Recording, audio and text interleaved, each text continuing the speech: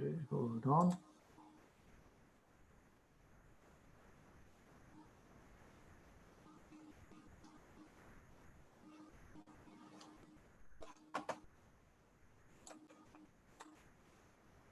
Okay, everything is live on YouTube. Please, with me, you must show your faces, all of you, please.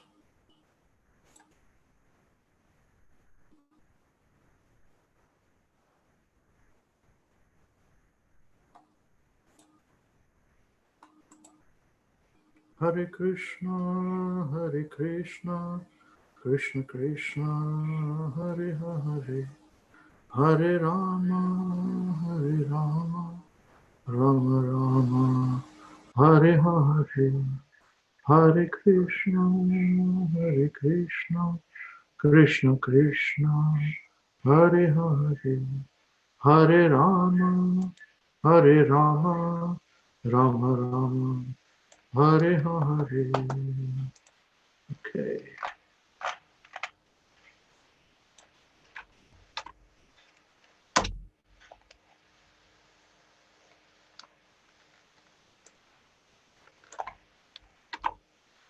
Hare Krishna, Hare Krishna, Krishna Krishna, Hare Hare, Hare Rama, Hare Rama, Rama Rama, Hare Hare.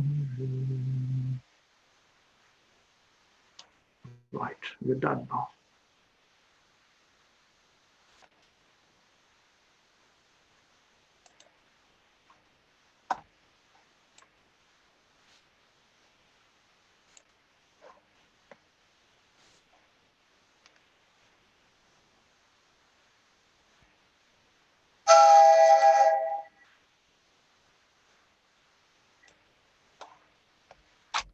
Right.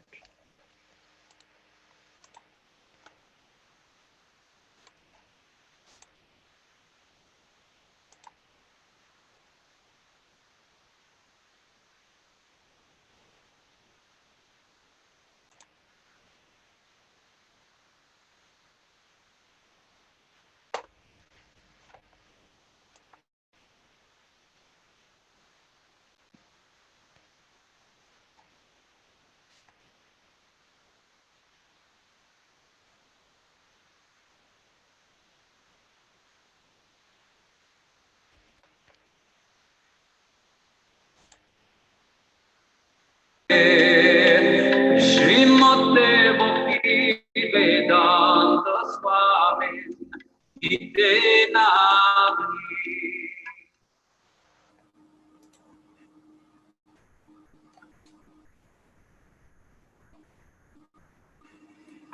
I joined and moved into a temple end of April 1971. So literally 3 months I was chanting Hare Krishna.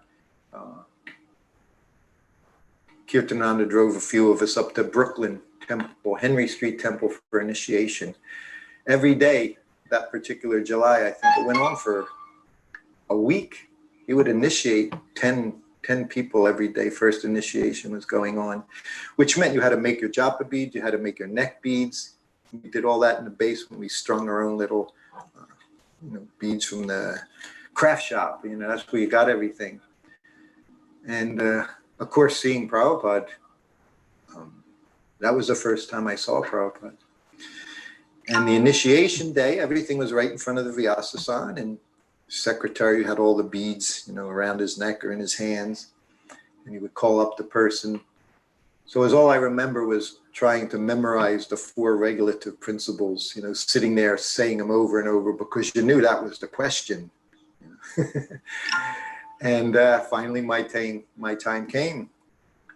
So I go up and I learned, we learned everything. This side was in front of the Vyasa-san, you offered your dandavats. I sat up and Prabhupada looks at me and he said, he said, what are the regulative principles? And I rattled them off by memorization. And then he said, and he didn't say 6, he asked me, he said, how many rounds do you chant? Which was a little different And I was chanting a little bit. I was chanting 20 rounds a day, which I thought was impressive. And I responded in that way. So I said, oh, I'm chanting 20 rounds a day, Prabhupada. And he went, that was not impressed. Just went, And then he said, your name is Srutakirti. And he said, Srutakirti, it's a name of Krishna. He said, it means one whose activities are world famous. So every hundreds of them, everyone's like, ooh, it's the name of Krishna. And I'm thinking, ooh. And he looks again, he said, and you're Srutakirti Das. So he let me know right away, don't get inflated, it's not you, it's your Srutakirti Das. So that I remember going back to my seat. And a godbrother says to me, he said, what's your name? I said, I don't know. And the formula was after everything, you went back to Prabhupada's room and Prajumna would paste, tape on the door your name, your Karmi name and your new name. So you would write it down so you could start to remember that name. Yeah, Srutakirti Das, which Prabhupada shortened to Sruto later on.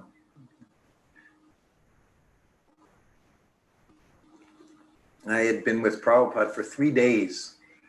So first day, of course, morning was New Vrindavan, afternoon was Pittsburgh. And then we spent 1 day there and almost a week in Dallas. Same building, same temple. And so now we're starting the routine on the morning walk. And you learn, the morning walks were always, again, very exciting. And, the usual devotees were there. And then sometimes you would get some, they just got special mercy, maybe new devotees, brahmacharis that weren't necessarily Sankirtan, or Sankirtan devotees that got the opportunity to go 1 day.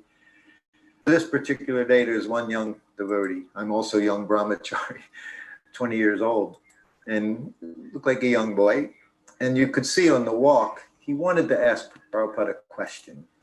And as I say, that's always risky business, especially introducing the question, not kind of responding to Prabhupada's inquiries. Yet you were taking a chance to ask Prabhupada a question because you never knew what the response would be. I remember once somebody started saying how people were saying the Gita was less old within the Christian era. And Prabhupada said, why do you think that? No, not me, Prabhupada, but some people they're thinking like that and they say like that. And when you're preaching, what do? He said, well, why are you thinking like that? So asking a question, you're exposing obviously your own doubts. But this boy didn't ask the question. So finally, it's over, Prabhupada. We're back to the car. I open the door of the back door. Prabhupada gets into the car. He sits down. And the devotee, Prabhupada, how do I become Krishna conscious? Same boy. And he got it out. And it was a curious question to ask. And Prabhupada looks at him. And he says one word. And then he looks forward, which means, okay, we're done. So I close the door, I get around, and go sit down. Prabhupada's expertise. So he looks at him, he says, desire. It's all we ever do, is desiring. So he just said he wasn't going to sit there with him for 10 minutes. So he said, we have to purify our desire. It's only desire, because that's all we're ever doing. We're desiring. So very quickly, that was Prabhupada's his wit. That was everything for Prabhupada, just one simple thing. So this is what we need to do. Then from desire comes your activities. So what we're doing, this is what we're desiring. If you desire Krishna, it's obvious what we need to do. It's just Krishna. This is what Prabhupada, this is why it was difficult to be with Prabhupada, because he had no other desires. I know I had so many, I still have so many desires. Then I had so many desires. But to be with that person that has no material desire, not easy. Wasn't easy for me, I know that. Yeah, as a servant, I cooked for him. That was one of my functions, was cooking. So every day, rice chapatis dal, and 3 to 6 chapatis every day. So one of the charming things when you were a Prabhupada servant, whenever you would leave his quarters and go down into the temple, everyone's coming up to you. what did Prabhupada say? What did Prabhupada do? It's all they wanted to know. Just what's Prabhupada doing, you know? And it didn't matter what you said, because it was Prabhupada. You know, you could say, well, you know, he put his finger in. It didn't matter, because everything he did was so beautiful. So the one, Shalavati, who was, you know, she was the head pujari for the whole society in 73. People would go to New Dwarka for training. But she was always also wanting to know what to do. And she said to me, you know, she said, when you serve lunch, what's the process? So I told her, you know, bring in Prabhupada's lunch. There's one chapati, it's hot, puffed up, and it's on the, I said, then you go back into the room, you roll out another chapati, make it, you bring it in. So I like that. I said, one after another, I bring them his hot chapatis. And I didn't think anything of it. So a couple of days later, she says, Srila, she says, guess what? Why? I'm doing that for Rukmini Dwarkadish. She says, we make the puri. She said, but I'm going in now, one puri at a time, you know, so that they can have hot puris. And I'm, okay, you know, that sounds. So of course I go back to the room and I have the Prabhupada, I said, the pujari, I said, here, they're giving the puris to the deities now, like I serve you your chapatis one at a time. Just shakes his head. He says, she can't do that. He said, once you bring Krishna his plate, he said, you don't go back into the room until they're finished. He said, yeah. He said, you have to let them finish. He said, oh, that's not possible. Not stop it. Yes, Prabhupada. So then another day, they get the daily sweets that they're giving the deities now. So it was the Rajbhog offering, which they would also bring in, you know, maha for us to eat, because there were 4 or 5 of us sometimes with Prabhupada. So now there's these sweets. Now there's no more, it's not sandesh, rasgula, gulab jamun, you know, burfi. It was dried fruit and nuts. And this one literally had in puffed rice, you know, Quaker puffed rice. It became one of the popular items. And maybe whatever else was in there. And then, you know, I mean, you know, make sandesh, you're going to spend 3-4 hours making enough sandesh. But these things, you know, you just blend everything up, smash them together. So I put 2 on Prabhupada's lunch plate, and I put a sandesh there. So I give him his lunch, and then wasn't until he got to the sweets at the end of his meal.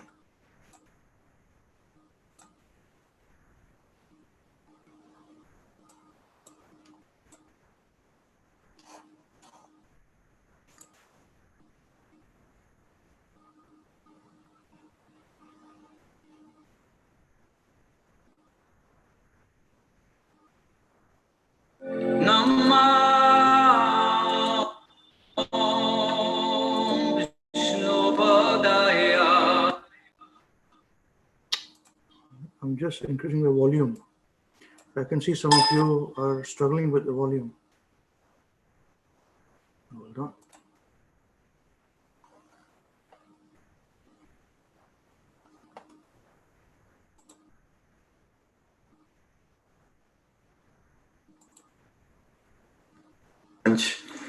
And then wasn't until he got to the sweets at the end of his meal. Get the daily sweets that they're giving the deities now. So it was the Rajbhog offering, which they would also bring in, you know, maha for us to eat, because there were 4 or 5 of us sometimes with Prabhupada. So now there's these sweets. There's no more, not sandesh, rasgula, gulab jamun, you know, burfi. It was dried fruit and nuts. And this one literally had in puffed rice, you know, Quaker puffed rice. It became one of the popular items. And maybe whatever else was in there. And then, you know, I mean, you know, make sandesh, you're going to spend 3-4 hours making enough sandesh. But these things, you know, you just blend everything up, smash them together. So I put 2 on Prabhupada's lunch plate, and I put a sandesh there. So I give him his lunch, and then wasn't until he got to the sweets at the end of his meal, and he, you know, sees them like, I'm not in the room, I'm not watching him eat. But then when I come in to get his plate, he said, what are these sweets? Which is exactly what I was expecting. That's why I gave them to him. And I said, they're making these, the deities. He said, who is doing this concoction? he said, we have such wonderful sweets. He said, that I've shown for the deities. He said, all the Bengali sweets. He said, well, Sandesh Rasky starts naming all the things that he's shown us. He says, you Americans, never satisfied, always have to change. Everything has to be changed. So we always, and then anytime I saw that, I would say it and he would have to fix it. You know, it's been such a long time. My conclusion is that sometimes changes weren't bad, but Prabhupada knew our tendency, everything. We never stopped. We never knew when to stop. He would rather have some things just continue on than to open that door. And the door has been wide open for a long time. And that's what he tried to prevent. He always kept that door from opening, everything, whether it was the Gopi Bhava Club or changing times for Mangal Arti or whatever it happened to be, he would bam, slam it. And if it was philosophical, that slam, you know, like I said, that was his Nrsimha incarnation. I mean, Prabhupada, his lips would quiver. You know, it wasn't, you didn't want to be around. His eyes were just like, they could burn you. I mean, it was really very frightening. And it always had to do with philosophy. That was the thing. It was, he knew if you do that, then everything's gone. But these other things, you had to avoid it because there's just no end to changing. So Prabhupada, he didn't change. Yeah.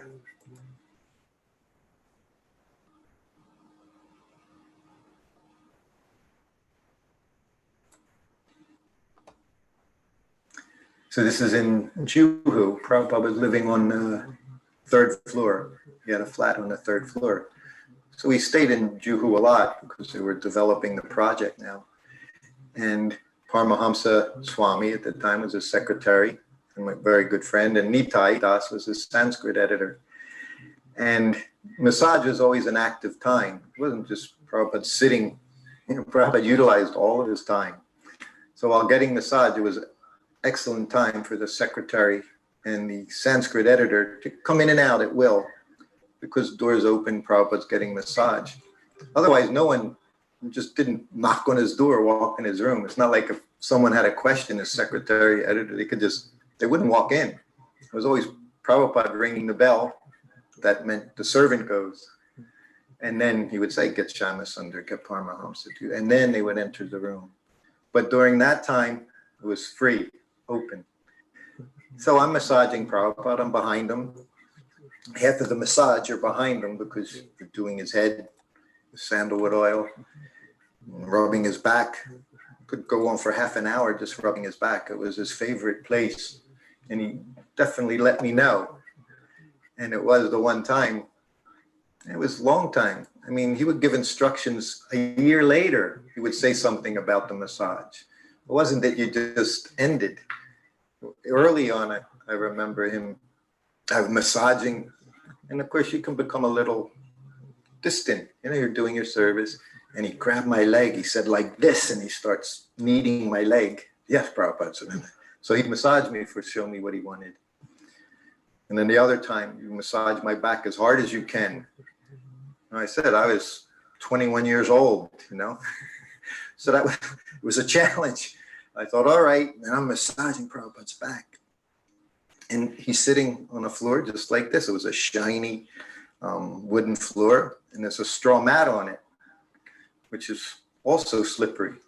But I'm sitting behind him on the floor, and I'm pushing and pushing. And he's sitting there like I'm not even with him. So I was waiting for that point. And you say, okay, that's the good, but he never said it. Anyway, I surrendered. He made me surrender. So definitely Guru was heavy. And then Nitai comes in.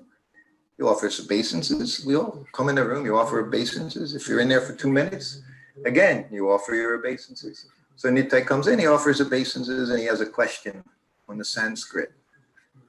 And Prabhupada answers it, and he leaves the room. A few minutes later, he comes back in, and he offers obeisances, but it was very quick.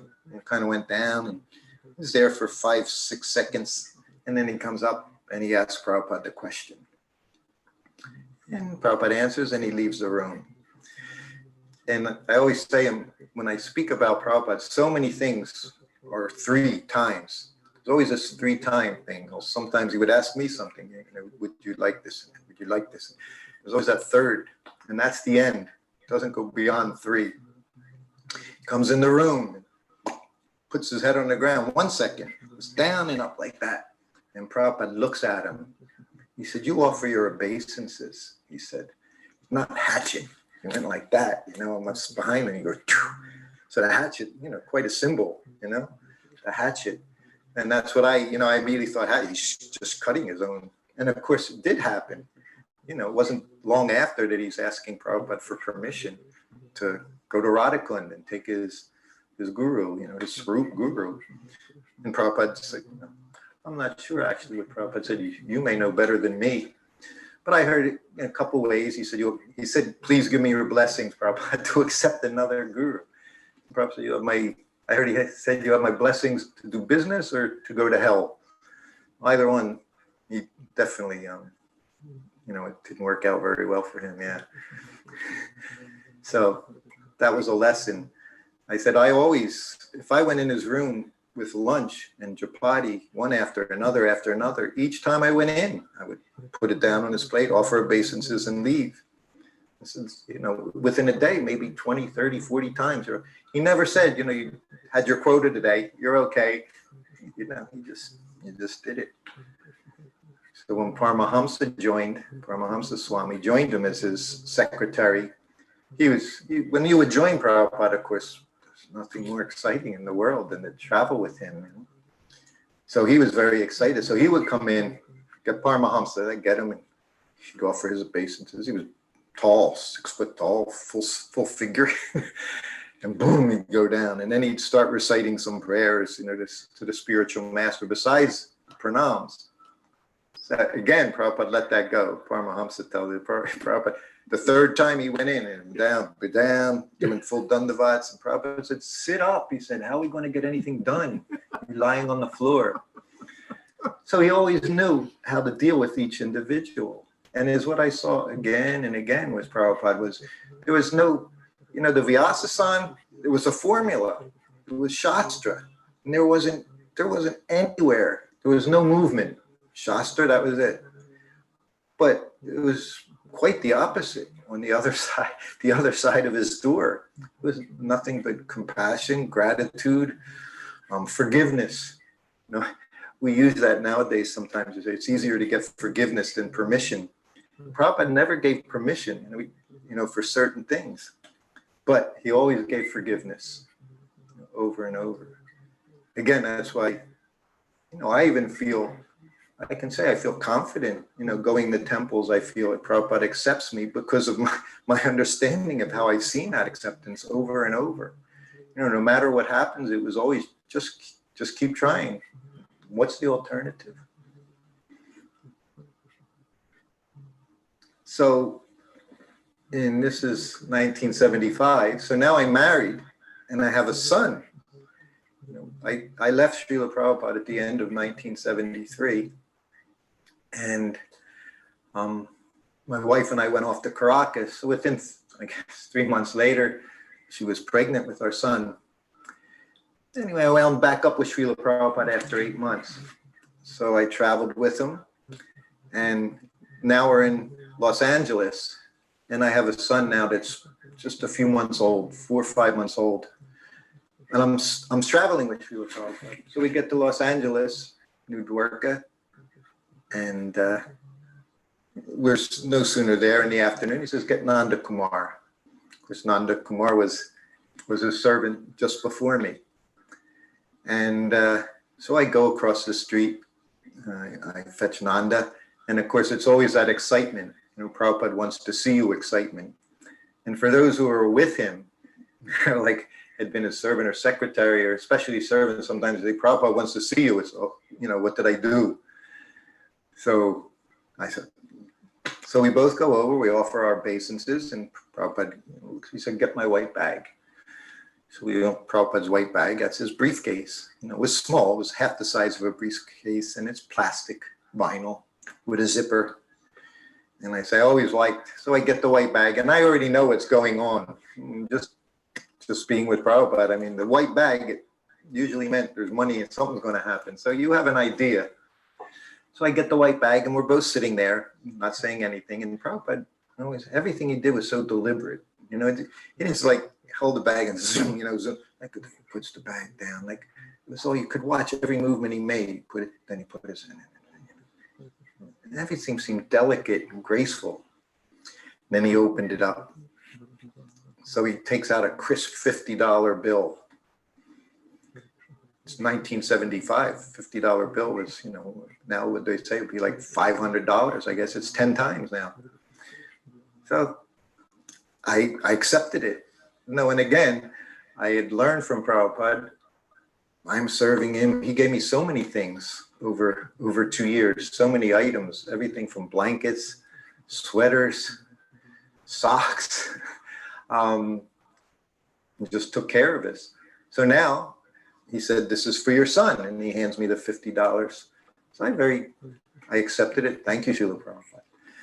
Then he looks at Nanda Kumar and he takes out another crisp $50 bill and he says, this is for your son. So immediately Nanda Kumar, Prabhupada, I can't take money from you, spiritual master. He looks at him. He said, not for you. He said, it's for your son. Yes, Prabhupada. So I avoided that part of it. You know, I just said, yes, Prabhupada, an appreciation. But he was, you know, he was always showing his appreciation. You know, he was reciprocating. It's our very, it's what being a devotee is about. It's the exchanges. Prabhupada engaged with it, with his disciples. Who else was he going to do, you know? So he would, especially being with him, he dealt with you very personally. You know, you're with him. He's a person. So sometimes you were just his, you know, his friend to talk to say things to. And of course, that was very, very pleasurable, you know, when he allowed you in that space. But you knew he was allowing you, and it wasn't all the time. You know, it was there when it was there. And then you're always the servant. And what I always experienced, everything was connected, not just as a servant, but it's when you're doing your service. He was always talking to me when I was massaging him, obviously. So I always felt a very direct reciprocation that I was doing something. Like he said, massage, he said, passive wrestling. He said, you do all the work, I get all the benefit. Okay. One very difficult time was in 1974. It's when Prabhupada was going for the opening of the Krishna Balaram Mandir. It was supposed to be on Janmashtami. So he arrived there. And of course, the temple was nowhere near an opening, which got established very quickly. And Prabhupada remained there and he got very ill. If you remember at that time, it's the first time we were actually chanting 24 hours a day in the temple room. It went on for weeks. And I would literally, I would put my arms, you know, my arms under Prabhupada's shoulder blades to walk him into the bathroom, back out of the bathroom, sitting in the bed like that, day after day after day. And he's eating a little orange. One day, weeks into it, he said to me, I think I'm feeling some appetite. He said, make some upma. Now, Jamun is there. And I said to him, Jamun is here, I'll have her. No, he said, I like your upma. He said, you make it, which shocked me, you know, and pleased me to unimaginable. So I go in and I say the exact same thing. I said, Prabhupada wants upma, Jamuna. Wonderful. She said, I'll get right on it. And I said, Jamuna, he asked me to make it. And she's such a wonderful devotee. Immediately, she's, who could cook like Jamuna? Immediately, she said, what do you need me to do? This was Jamuna, you know. No, there was like no ego at all. Like, well, he wants you, you know. No, he said, well, how can I help? She said, this is what she was the one doing everything. Anyway, it was all we had were dehydrated peas. And I made it. I brought it into Prabhupada, you know, on his plate, just a bowl. And I left the room. So we're all outside Prabhupada's tour. This is what we just sit there and listen what you can hear. The guy's eating. Anyway, I hear a little ding, ding, ding, ding. I go back in, I offer basins as I sit up and I see this bowl. It doesn't look like he ate anything. Like a child, a little moved around, maybe he had a bite. Literally looked like, you know, what a child would do. And as soon as I look up, he already knows what I'm thinking. Now he's not even eating. And he looked at me. I want you to know, he said, it was very, very good. He said, but I have no appetite. He said, I thought if I had you make it something I really liked, that my appetite. He said, but I don't have appetite. He said, but it was very good. So his only concern was he saw that I was upset that he didn't eat. Nothing about how he's feeling. And it was always like that. He'd be lying there and, you know, did you take prasadam? Did you get your shower? Did you do like this? So then that evening, it's hot. This is September, August in Vrindavan. So he would sleep on his, in the garden, Krishna Balaram Mandir, which there wasn't a garden, nothing was finished, but his rooms were 90% done. But he would sleep outside for the coolness. So he had a typical Indian bed with this mosquito net over it. And the mosquito net went down. They had made the surface with bricks, just laid them down. So I would massage him under the mosquito net, and then I would go under his bed and sleep there because the mosquito net protected me from the mosquitoes as well. So one night about 1 o'clock in the morning, I hear a noise. And I'm lying on the ground, and I'm just looking at Prabhupada lying on the ground. So, of course, I roll out, and I pick him up, and I sit him on the bed. And Prabhupada, what happened? He said, he said, I had to pass, and I thought I had enough strength. He said, I didn't want to disturb you. He said, but I have no strength. And I'm Prabhupada. I said, I'm lying under your bed. I was chastising him. I said, I'm just lying under here waiting to do something. But he was always like that. If you were sleepy, he didn't even want to wake you up. You know, this is his way. So then I got malaria. So now I'm literally deathly ill. You know, everyone's taking care of themselves. One day he walks through the door. I'm lying in the servants' quarters. They're eating prasadam. 3-4 devotees are eating prasadam. I'm lying on the floor. I mean, in very bad shape. Prabhupada's walking through to go to his bathroom, and he said, is anyone taking care of Srutakirti? And I'm like, yeah. He said, get him a bed to lie in, call the doctor, bring him some Nimbu Pani. And unless he had said it, I don't know what would have happened over the next 48 hours. But he said, take care of him. And so that happened, and I got better, but I was always ill. So finally I said, Brahmananda, I said, I want to go, I'm going to leave. You know, I said, I got to leave. I want to go back to the West. So, he said, I'll talk to Prabhupada. What I didn't know was when he went to do it, I'm in the room. I was I was always afraid to face Prabhupada with my issues. I had no problem taking care of him, but when it came to something, couldn't do it. So I'm thinking he's arranging everything. I go in the room, and when I go in, he says, Prabhupada, Srutakirti wants to go back to the US for his health. I'm like, oh, man. So now I'm sitting, and Prabhupada looks at me. I'm right in front of me. He says, so, you know, he said, you need to go for your health. I said, Prabhupada, I said, yes, I think so. I said, I've been so sick. I said, is it all right? He looked at me. He said, all right. He said, you saved my life. He said, of course. He said, go back. He said, get your health. He says, we're going to be coming very soon. He said, then I'll meet you back in Los Angeles and you resume your activities. He said, but absolutely. I mean, I was feeling so distressed. And he just made you feel everything's all right. Whether it was or not, wasn't the issue. It was, he didn't want you to feel bad. He just wanted to encourage you. So then that afternoon goes by. Every night I'm taking Prabhupada out. He's sitting in a rocking chair under the tamal tree, listening to his disciples give class. And I'm sitting on the marble floor next to him. So we're at Krishna Balaram Mandir under a tamal tree, sitting next to Prabhupada on the floor in the temple. And I'm thinking, what a fool am I? You know, like, Prabhupada, it's beautiful.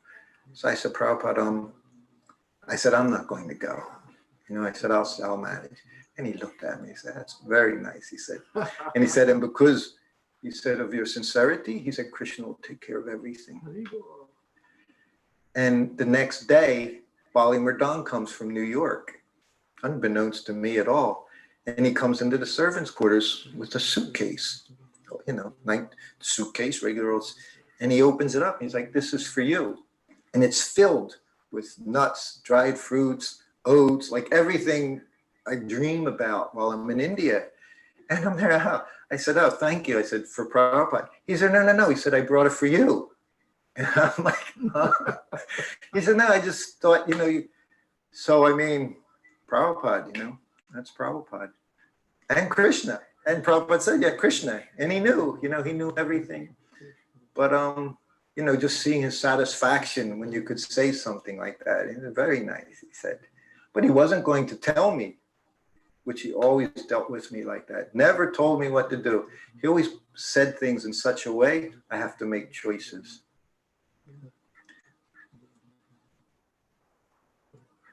We're flying from, well, this is in Europe, of course.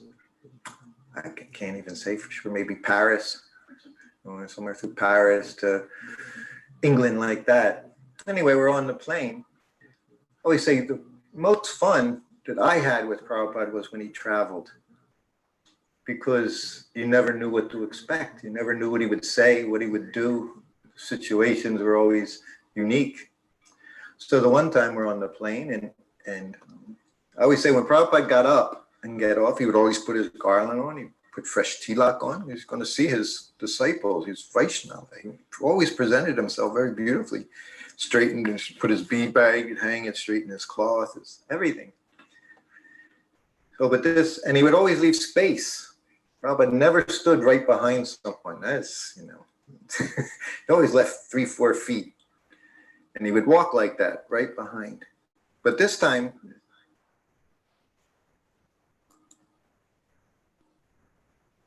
is the voice all right for everybody? Can you hear Prabhupada speaking properly? Yes, Prabhupada. Okay. Yes, sir. Priti is saying it's a bit hard for her. That's why I just paused it so that we can regroup this again and listen again. Okay. With the Sometimes video, it lags, Prabhu. yeah, it is lagging a little. It's Voice not is a bit- cracking, but it does fluctuate, Prabhu. But we'll start now. he's right close. And there's a woman in front of him, pretty lady. She was Italian from Italy. And Prabhupada turns to his disciple and he says, she is very pretty. And she overheard him. And she turns back, big smile. She said, oh, thank you. Yeah. He says, no. He said, it's not a compliment. He said, it's just a fact. So Prabhupada could say things that we wouldn't dare to say, to come up, say, you're walking with, say, oh, she's a really beautiful girl. But Prabhupada could say it because he had no material desires inside. He was seeing Krishna can make such beautiful things, So he said it very innocently. Often Prabhupada was, behind the door, when he's not on the Vyasasan, he was very childlike, often. And not childish, it was childlike. There was just this very sweet innocence that just drew you in more and more. You just wanted to be with him. You wanted to be like that. I wanted, and one of the reasons I was with him for so long, because I actually found being with him very peaceful. His room was always peaceful. He'd be reading his books, chanting rounds, on his beads, walking around. Telling us, this is what you do, he said. A very simple process. While Prabhupada was staying in Juhu, of course, every morning he would go for his walk. Sometimes he would take a little ride, but usually he would just go right to the beach. It was a block away. So every day you could set your watch by Prabhupada, for the morning walk, the sunrise. So he'd come down the stairs, and of course he gets out the door, there's 20, 30 devotees there, which is a lot. They're all living there in Juhu. And everyone's offering obeisances down on the ground. But there was a young boy, and he was standing like this, just had his hands folded. And Prabhupada just kept walking, and he looked at me. He said, this is the beginning of his fall down. Just like that, at one item. And then he just walked on. So that's why I say it was always very important to never lose that focus of who you were dealing with, because it was easy. You know, it wasn't a difficult thing. And of course, you know, when you're with him, you would get to see it with yourself, and you could see it with others. And he would do his best to cure it. You know, Prabhupada would, so many times he called us into the room, tell us to, you know, wake up, stop sleeping. You know, he could have just ignored all of it, but he knew he had to keep us focused, especially being with him. We were staying at Kartikeya Mahadevi's. He was one of Prabhupada's first assistants there in Bombay from the very beginning. He gave Prabhupada his whole flat for Prabhupada and all of his entourage. And it was on the 3rd floor, and there was literally an elevator for 2 people could fit on it. It was like a one-man elevator, 2 people could fit in there. And every day we're going on the morning walk, we're going, you know, hopping in the elevator with Prabhupada, Shamasundar, we'd go down, slow elevator. And then Tamal Krishna Maharaj arrived, who I really didn't know at that time. This was my first meetings with him. And we go out the door together. We all 3 of us come out. So Prabhupada's getting into the elevator, and of course I'm the servant. I'm just following right behind like I did all the time. And of course Tamal, he said, "You're not going down there with Prabhupada." Oh, all right, you know, I just, okay. So the door closes. So of course I just trot down the stairs, 2 flights of stairs, and the elevator. So I'm there waiting. Then the door opens, and Tamal, he said, "Prabhupada, Srutakirti is already here." Prabhupada looks at him. He said, "Kirti means expert."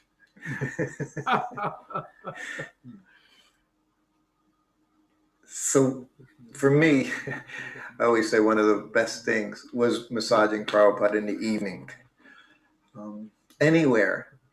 India was the best because you would have to sit in bed with him rather than kneel on the floor and massage him. You're sitting in a bed because you have the mosquito net around it. So it was very, very personal, intimate. And no one ever enters the room. Again, like afternoon massage, evening, that's it. It's just you and him, which feels very nice. You know, imagine, you know, you're just alone with Prabhupada. And what was more incredible was sometimes he would talk. I'd be massaging him thinking, he's talking to me, you know, like there's no one else around. It's just me. It was very hard for me to accept that he would do that. You know, like, why, you know? But he did. And of course I loved it.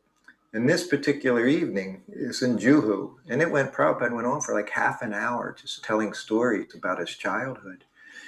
And, you know, when Prabhupada tells you things, he's there, you know, and he does it in such a way. I mean, talk about a speaker. Prabhupada, he would assume the characters, you know, he would put his everything, his intonation, his emotion, like the different people when he would say it. So it was, you were watching a 1-act play, you know, or a 1-man play, or one transcendental person saying everything. But he loved talking about his childhood. You could tell he had a very wonderful childhood. He had parents who loved him very, very much. And he expresses that often. He particularly, the more I see, he spent a lot of time with his father. He always talks, in these stories, he was with his father, and he was with his father, and his father took him to the store, and his father did this. You could see how much he admired his father. And the one night he's talking about his mother and how she cooked, what a good cook she was. And my sister, he said, she's also excellent cook. My mother taught her. And then he said, I'm also excellent cook. He said, but I learned by watching. No one teaching. He would say that in different areas. He would express his, his pride, his transcendental pride. He didn't need teachers. He could just watch things and learn. That's what he told me. So then he was talking about him and his father. And he said, that night he had puffed rice. He specifically told me, he said, make puffed rice. He said, last night, he said, he would ask for puris and sabji 9 o'clock at night, which he did the night before. He said, last night, he said, that was too heavy. He said, I had difficulty getting up to do my translating work. It's so sweet. He's still getting up at midnight. You know, he's saying, but maybe it was harder to get up at midnight than it was the night before. And then he said, my mother, she made excellent puffed rice. He described the whole process. then he starts talking about other things. And then he says, he said, one night, he said, I told my mother, you make me puris. And she said, no. She said, it's too late. She said, I'll make you muri, puffed rice. Of course, Prabhupada, no was not another, that was not in his vocabulary. And he just, you can imagine, Prabhupada, I don't know, maybe he's 5 years old, maybe he's 8 years old. Anyway, he wants his puris. He said, I want puris. And again, she said, no. She said, I'll give you, something else. What else? So the third time, he says, I want puris. And then my father said, if he wants puris, you give him puris. And he looked at me. He said, perhaps my father knew. There's only one other time that I remember he said made such a profound statement. And then he would stop. He would never say anything more. You had to understand. He expected you had enough intelligence to know what he meant. So the other time was after he went around the world 2 months. He started in Juhu and he wound up back in Mayapur for the festival in 1975. So after going to a dozen temples, he arrives in Mayapur, 75. So the Lotus building is done. His room's nice, everything. And we go into the rooms after the greeting. And Prabhupada's sitting behind his desk. Jaipataka Maharaj is there, Bhavananda's there, Atreya Rishi's there, I'm there. So right away, one of Jaipataka Maharaj's qualities, as soon as he would see Prabhupada first time, he would offer very nice prayers, different mantras and things he would say to Prabhupada. And then Prabhupada's saying is very beautiful. It was beautiful. He loved that building, that he designed. It had the windows on both sides, the breezes in Mayapur would blow through. So he's saying it's very nice.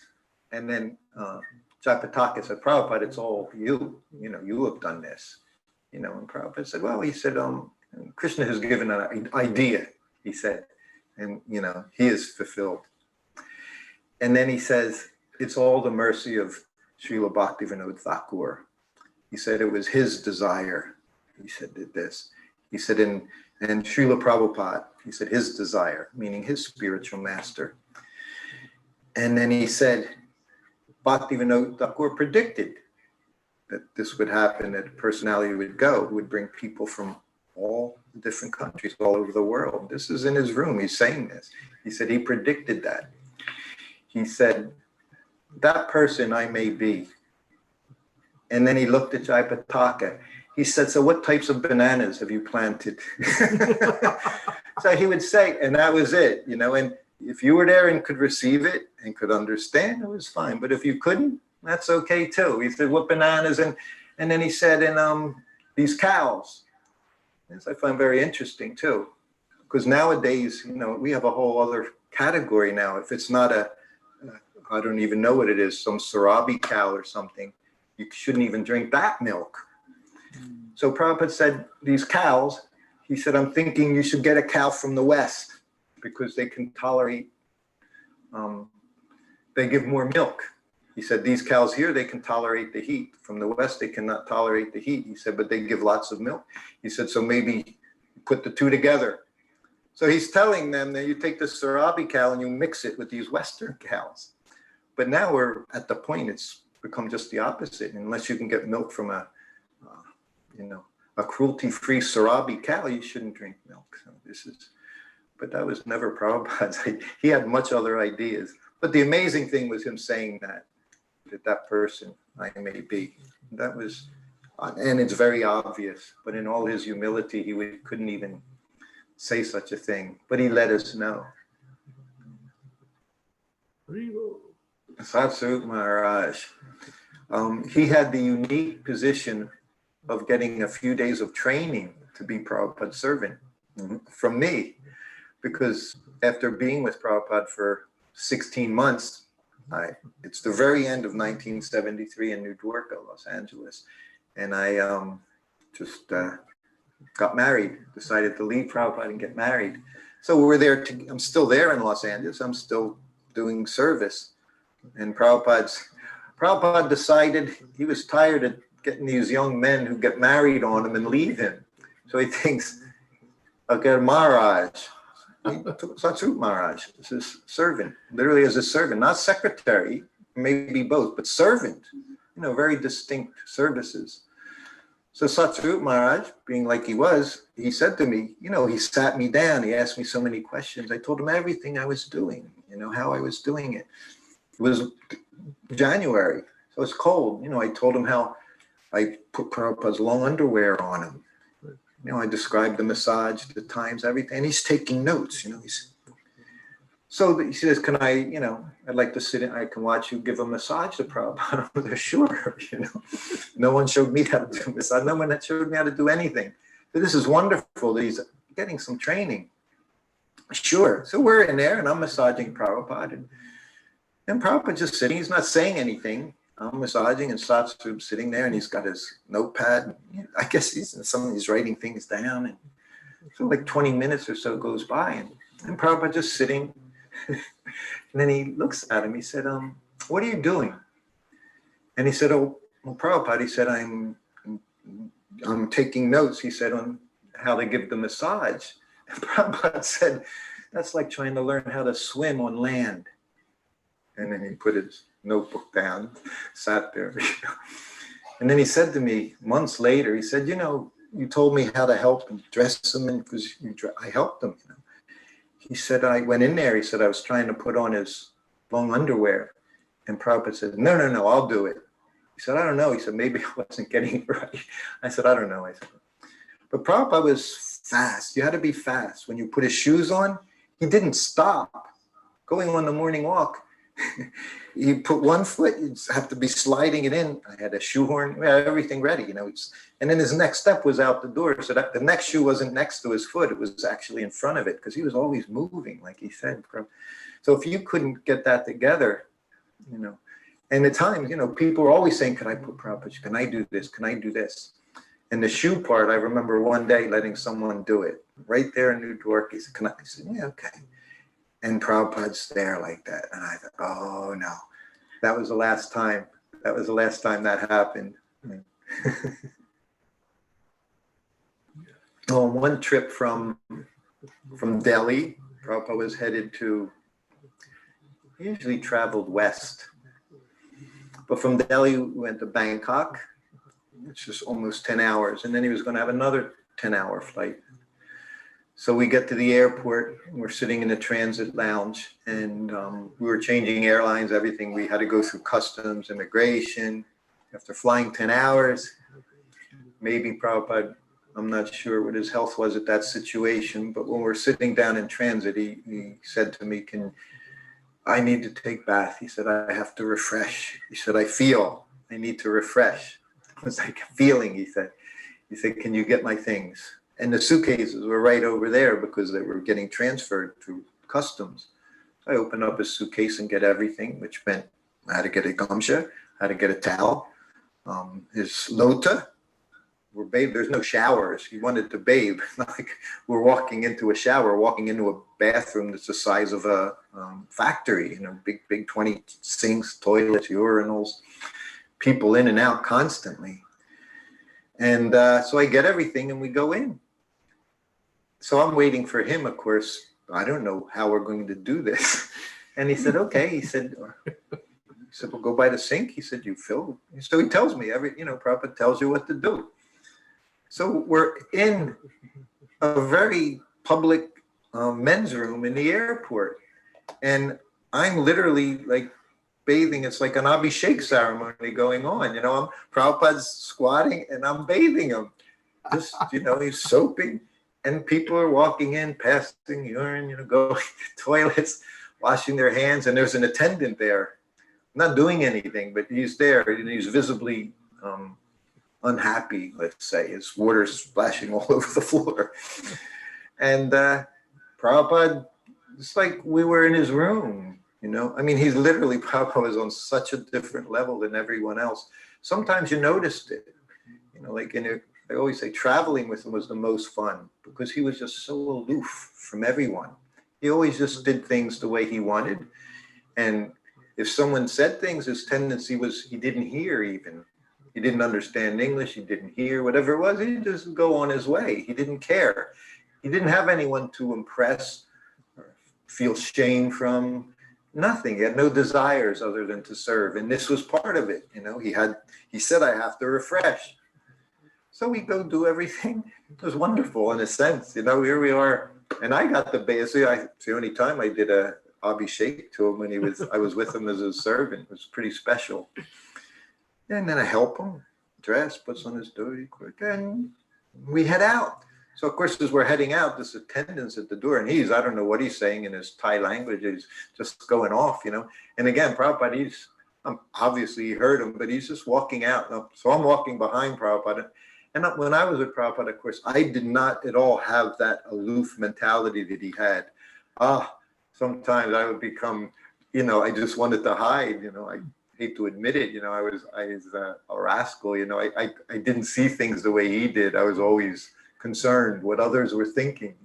So I'm falling behind.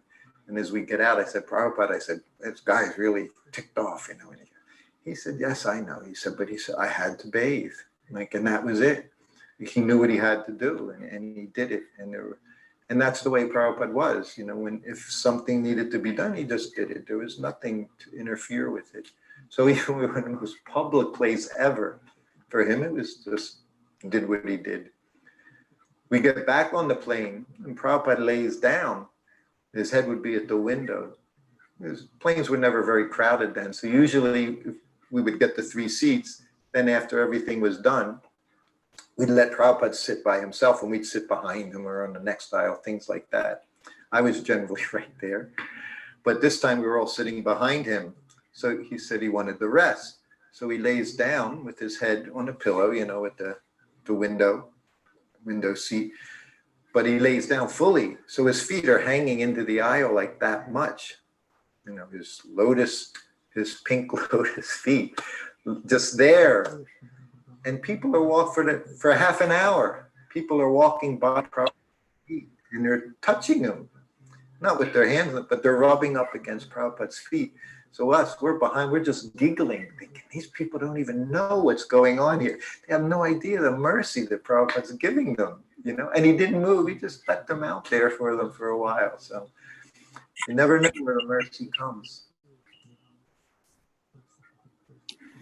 While we're in Australia, there were many different items there that we got that, not previously, so many milk products. Like England, they had so much cream, clabbered cream, sour creams, whole milks, ghee, everything available. And fruits were also very nice. They had from the north, many tropical fruits. So for the first time, it was the first time I saw, and apparently it was the first time Prabhupada saw, I brought him his breakfast one day, and one of the fruits I just cut in half. It was open. It was a passion fruit, a little lilikoi. I come in as usual, put it down on Prabhupada's table and offer obeisances. And he sits down and he goes, "What is that?" He's pointing at the passion fruit. And I said, "Oh, it's passion fruit, Prabhupada." He looks, he says, "Will I become passionate if I eat?" I just laughed. What do you say? That was Prabhupada. Will I become passionate if I eat that? One of the most difficult times for me. Again, I was with Prabhupada for 8 months now, traveling with him, and I was struggling after being with him for 8 months. Many different things happened. One of them was one afternoon. So now, after all this time traveling around the world with Prabhupada, I very much began taking naps, which was something I had never done. But now, whenever Prabhupada would take a nap after lunch, I would take a nap as well, because I was always trying to catch up on sleep and travels. So this one day after lunch, Prabhupada's napping and I'm sleeping. I say sleeping like a baby, sound asleep, which was, after 5 minutes, it's bam, gone. Anyway, I don't know how much time went by, but I hear the bell ring. And of course, I know it's not going to be good. So I'm very, very sleepy, just filled with the mode of ignorance. And I go into the room and I'm trying to figure out how to look alert when I go in. And I offer my obeisances, so I'm on the ground and I'm exercising my eyelids, and Prabhupada's yelling, "I've been ringing the bell for hours." He said, why aren't you chanting? When he said that, that freaked me out. I wasn't. Then he knew it. He knew everything. Sometimes he would let me know what he knew, but he always knew. And looking back, I wonder how he could tolerate my being around. Why aren't you chanting? I was so bewildered. I didn't know what to say. And I said what came to my head, which was, Prabhupada, I'm just sitting in my room all day, waiting for something to do. And he looked at me, he said, I'm also sitting in my room all day. He said, but every morning, he said, I go for a morning walk. He said, we both go together, we walk, we chant. He said, we're outside. He said, then we come back. I said, Prabhupada, I said, you're like Haridas Thakur. I said, it's very difficult for me just to sit in my room all day. And he said, well, what are we going to do? And of course, I'm like, I don't know. What I found so amusing was what I said to him. My reason for not chanting was I have too much time on my hands.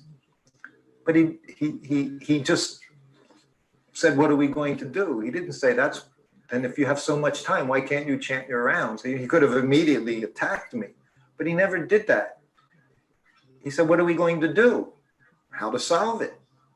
And of course, I don't know, call Kurandar.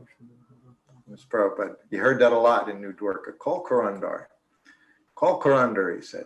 He said, as a background, there in New Dwarka, when I first was with him, and when we would go down the stairs from his room, go down the hallway, out the back door into his garden. And one day we're going down, I've got his goblet of water and his plate, and we're going down, following behind him. Goes down, we open the door, and he goes down one stair. You know, this stair was concrete step. He says, you know that? See that? He said, the stair? And I'm looking, yes, Prabhupada.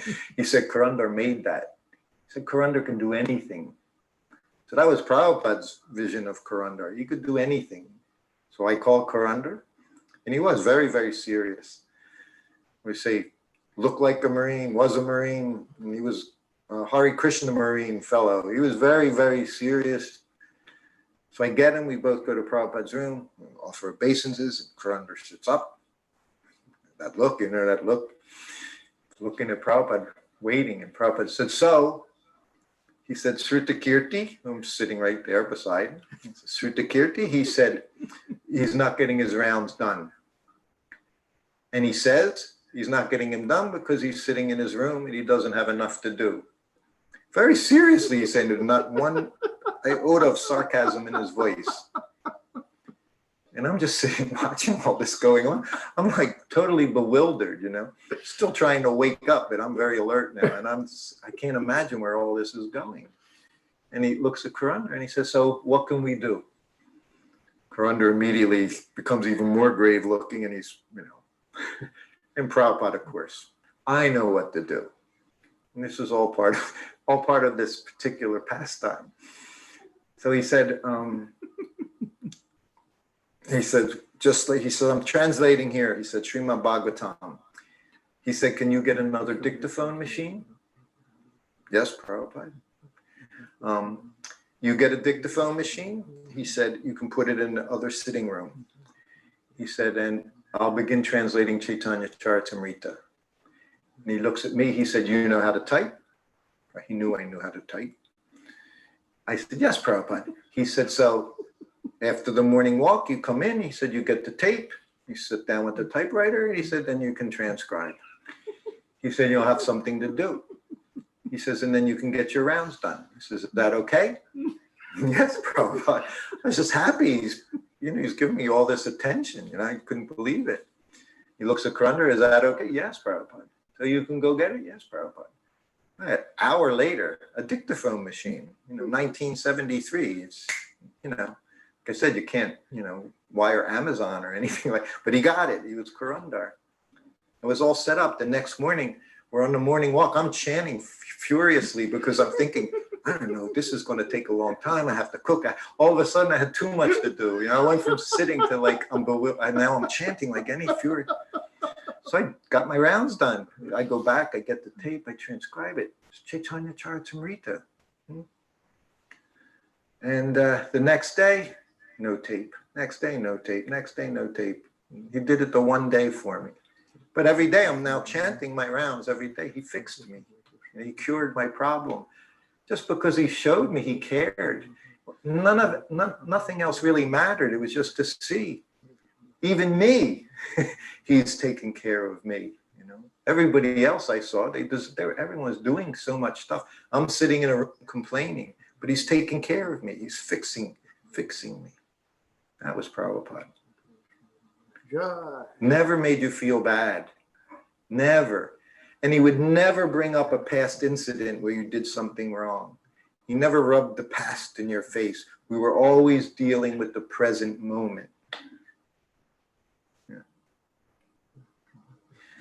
Yeah, one of the opportunities where Prabhupada chastised us the most was our sleeping. When we were sleeping, whether it was early in the morning, Mangalarti time, or in the late morning, if it was in the afternoon, if he knew we were sleeping, you could expect. He would let you know he knew. And one time was in Sydney, Perth, Australia. So when we went through the Australian tour, we were traveling a lot. So there was a lot of time being on the planes, time zones, flying. So by the time we got to where we were, I guess we were a little tired. Or anyway, we're in Australia, so eating very opulent prasadam, like I say, lots and lots of dairy products that they used. So this particular day, the room we're staying in, it was belonged to a devotee's parents. It was like a, what do you call, vacation cottage. So this one we were using as our bedroom, had an actual picture window that exposed what was our bedroom. Prabhupada was in his own room. Anyway, I hear the bell ringing in the afternoon, and I go in, and Prabhupada's saying, there was one of his, I've been ringing this bell for hours. Everyone's sleeping like dead men. He said, all like dead men. He said, the karmis aren't sleeping. Prabhupada used that word. Karmis aren't, he said, they're all working very hard for their sex life, not our devotees. He said, sleeping very, very comfortably. He said, call them.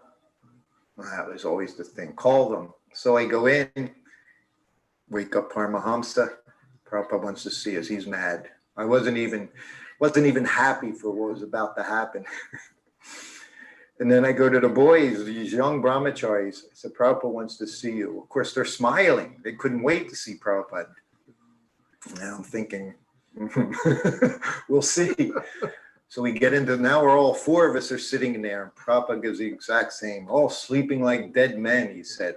Rascals. Everyone's out working very hard, he said, for their life. Sex life, he kept. Everyone, these men working so hard, but not my disciples. You're very nicely sleeping, he said. Sleeping. He said, go and sleep. That was the worst thing he could have done. He told, so now we all walk out of our room with the heads down, and we go in now. Everyone's sitting, Hare Krishna, Hare Krishna, Krishna Krishna, Hare Hare. A couple of minutes go by and the bell rings. We go back in for obeisances. Prabhupada looks at one of the young boys. He said, get a book and read. Of course, they're all his books behind him. By now, 75, maybe a dozen books. He said, take one book and begin reading. He said, we'll have class. So he was, right away, he was straightening us out. He was showing, just because we're in this house, it doesn't mean the program isn't there. So, of course, always happens. The boy, which book, Prabhupada? Any book. So he grabs Bhagavad Gita, takes it, puts it. Where should I read? Anywhere. He wouldn't even let him speak. I heard this man. This was Prabhupada's mood. There's no special place. It's everywhere you go. He said, Krishna's like a sweet ball. Everywhere you bite, it's sweet. So then, of course, he started reading right away. A few days later, it happens again. These boys aren't there. Now we're in Fiji. More traveling. And Paramahamsa and I, we're just knocked out. And we're resting. It's morning. It's like 10 in the morning after breakfast. But we're sleeping. And the bell rings. Why are you sleeping? I would never give a response. I'd just look at, because whatever response I would give, he would, smash it. I knew that. I just kind of look. Where's Paramahamsa? He's resting, Prabhupada. Call him. He's a Maharaj. So now I go to Paramahamsa. Again, Prabhupada wants to see her. I said, Paramahamsa, he's really mad, we're sleeping. I don't say anything else. I don't know what to say. So we both go in, offer obeisance. Prabhupada looks at him. Why are you sleeping? Prabhupada, jet lag. Prabhupada said, I'm also flying with you. He said, I have no jet lag. He said, you're a sannyasi. He said, you're supposed to be reducing your sleeping and eating. He said, not more. He said, this is our business. And he said, all right. He said, go. And he left. So Prabhupada, there was always that, everything was there. You know, the mercy was there, the compassion was there. But also the rules, the regulations of how we could improve were there. And he always knew when we were starting to drift away. So he would always bring us back with that. Just try to wake us up, not just from sleeping, you know, the reality of sleeping, but all our sleep. You know, we didn't have the consciousness. You know, we didn't understand what Prabhupada was doing. At least I didn't. I can say I definitely did not understand the vision Prabhupada had of how easy it was to fall away. How that one thing, he would always say that one little thing you start with, and it very quickly escalates.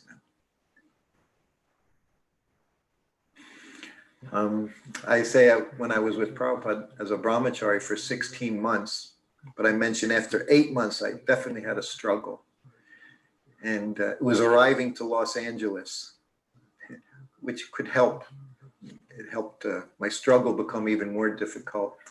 To describe Prabhupada getting off the plane was always one of the most exciting things for his disciples, waiting in the airport at the gate, who hadn't seen him 2 months, 4 months, 6 months, whatever, never saw Prabhupada before. But that's what we all lived off of, right? It was serving Prabhupada. So as we're getting off the plane, this particular day, I was so deep in my self-pity of how bad I felt, how miserable I was. I was in Maya, wasn't happy. And I'm traveling with Prabhupada for almost a year. And all this is all I feel. And he's right next to me. And now he's right in front of me, getting ready to get off the plane. And each person gets off, it means he's almost off. So Kirtan gets more and more exciting. It's everything you want in Krishna consciousness. That anticipation of the separation is there that's going to be broken any second. Imagine that feeling. I couldn't. I never had it. You know, now I have it all the time. Well, hopefully every now and then. But then I never had it. I was always behind Prabhupada as he's getting off, never on the other side waiting to see him. And that made me feel worse because how happy everyone was, and I'm not happy. So Prabhupada hits the doorway. Of course, everyone jumping up and down, falling on the ground, crying, laughing, screaming, chanting, beating on drums and cartels. And I'm just behind him, walking with his white bag and holding another bag in his hand. And don't feel anything, not a drop of anything except misery. Really, I was so bad. So then everything carries on. We get to his room. It's in the morning around 11. So there's so much to do for me at this time. I have to unpack his bags, have to prepare the lunch, have to get ready for the massage. Everything's going on. But I'm feeling horrible. So finally I'm massaging Prabhupada and we're alone. And I felt so bad. I'm behind him again. I'm always behind him. Can't face Prabhupada and talk to him. And I said, Prabhupada, I said, you arrived here. I said, seeing all the devotees, everyone's in ecstasy. I have so much love for you. I said, they're dancing and crying. And I said, Prabhupada, I said, I don't feel anything. I don't feel any love. I don't feel anything. And again, in my self-pity, I was waiting for, I guess, the usual. Prabhupada comforting me, helping me, making me feel better, even without my asking. Now I was literally begging for Prabhupada to help me. Nothing happened. It just got quiet. For an hour more, I'm massaging Prabhupada. He doesn't say one word. As far as I could tell, he didn't even look at me. So now I thought I was depressed before. You can imagine how I felt. Telling Prabhupada, I have no feeling for you. And I'm his servant. Yes. And then when I look back, I think I had to be out of my mind to even say such a thing to him. I don't even know what made me say it. You can imagine how I felt. I would never speak such a thing, but I did. I felt so bad. And but nothing happened. And I go back, I have to lay out all his clothes on the bed, set up the cooker while I'm massaging. The cooker's cooking in the other room, for an hour and a half, and you have to make that perfect. Imagine steaming a vegetable for an hour and a half and it's not mush. I don't know who did it. Somebody was in the cooker, because it happened every day. I would have it on such a low flame. I learned, that was my expertise with Prabhupada, is always fine tuning. Probably one of the reasons I was around, because I would I wasn't inventive, I wasn't creative, but I could do what was getting done. And even as cooker, I made my own little dual, what do you call it? The tiffin. I made an inner tiffin in the cooker with a thing for the dal and a thing for the rice, so I could put wet vegetable on the bottom and the dal wouldn't burn if it was there too long. So that I could do, those kind of things. Anyway, I didn't say anything, so I get his whole lunch ready. I serve him his lunch, normal process, in and out the room several times. Then after his lunch, I transfer the plate. I distribute all the prasadam. All this time, he hasn't said one word to me. So I'm feeling pretty insignificant, useless, you name it, and anything bad, I was feeling it. I've exposed my total Maya to Prabhupada. He takes a nap. I'm sitting in the room and I hear the bell ring. And I go in and I'm not in such a bad mood as I was. For, time passes, right? Moods come. We did learn that. Hopefully we learned that. Modes of nature. But I go in, I offer obeisances, and I sit up. And he looks at me. He said, "Do you like your service?" I said, "Yes, Prabhupada." Immediately, everything was like it was, "Yes, Prabhupada." He said, "Well, service is love." He said, "Just do your service." He said, "Everything will be all right." He said, "The service is love." He said, "Everyone, it doesn't matter." He said, "They can jump up and down." He said, "That's nice." He said, "But the service is love." He said, "Just do your service. Everything will be all right." But that was Prabhupada again. And I've had some people who hear, every time they see me in a room, they'll ask for that story. It's very significant to know. We're not doing service to feel anything. We just want to do service. That's the point of service. We're not looking for ecstasy. That's conditional. Unconditional service means even when you're miserable, not feeling anything, you just carry on. That's the British, carry on. When I say carry on, anyway. So that was Prabhupada, just carry on, do your service. And of course, 45 years later, we see that. You just carry on. And I can see that in separation is definitely, it's a requirement. Obviously, Krishna is always separating himself from us to increase our love. It's going on. It's never going to stop. I just hope at some point, Prabhupada allows us to free from separation for some time. So this is what we're all praying for. He is very kind, very merciful, and full of love for all of us. And that's what I learned, Just like some of us, I know people I'm very close to, we feel, unlovable. Prabhupada showed all of us, every one of us, he turned unlovables into lovables.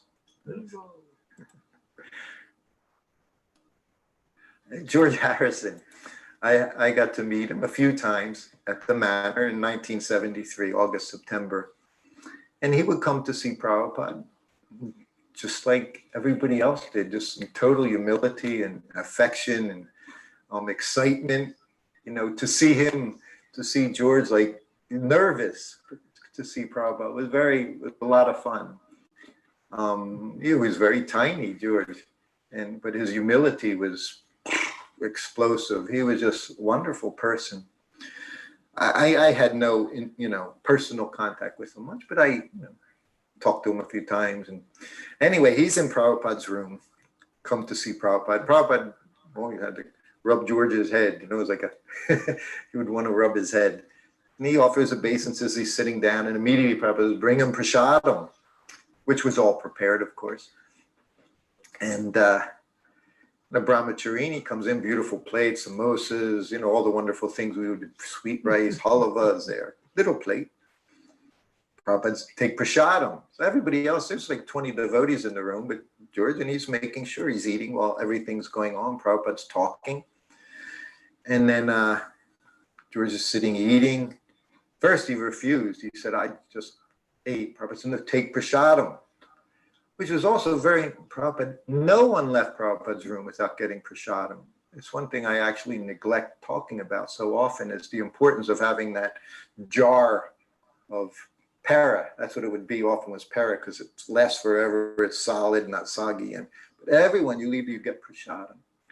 So George came, he's taking his prasadam. He's finishing. Of course, Prabhupada says, take more prasadam. Prabhupada, I'm full. Prabhupada, please, Prabhupada. Take more prasadam. He said, prasadam can never hurt you. So he makes him eat more prasadam. And he finishes, and how are you doing? George says, Prabhupada, he said, everything is okay. He said, I'm chanting. He said, I've been chanting 16 rounds. He said, but it's actually very difficult for me. He says, because when I chant 16 rounds, he said, when I'm chanting so much, he said, I really lose my desire to do my business, you know, to do the business part of things. And Prabhupada looks at him. He says, we continue. He says, you have to continue with your work. He says, whatever you can chant. He says, you chant as much as you can. He said, it's okay.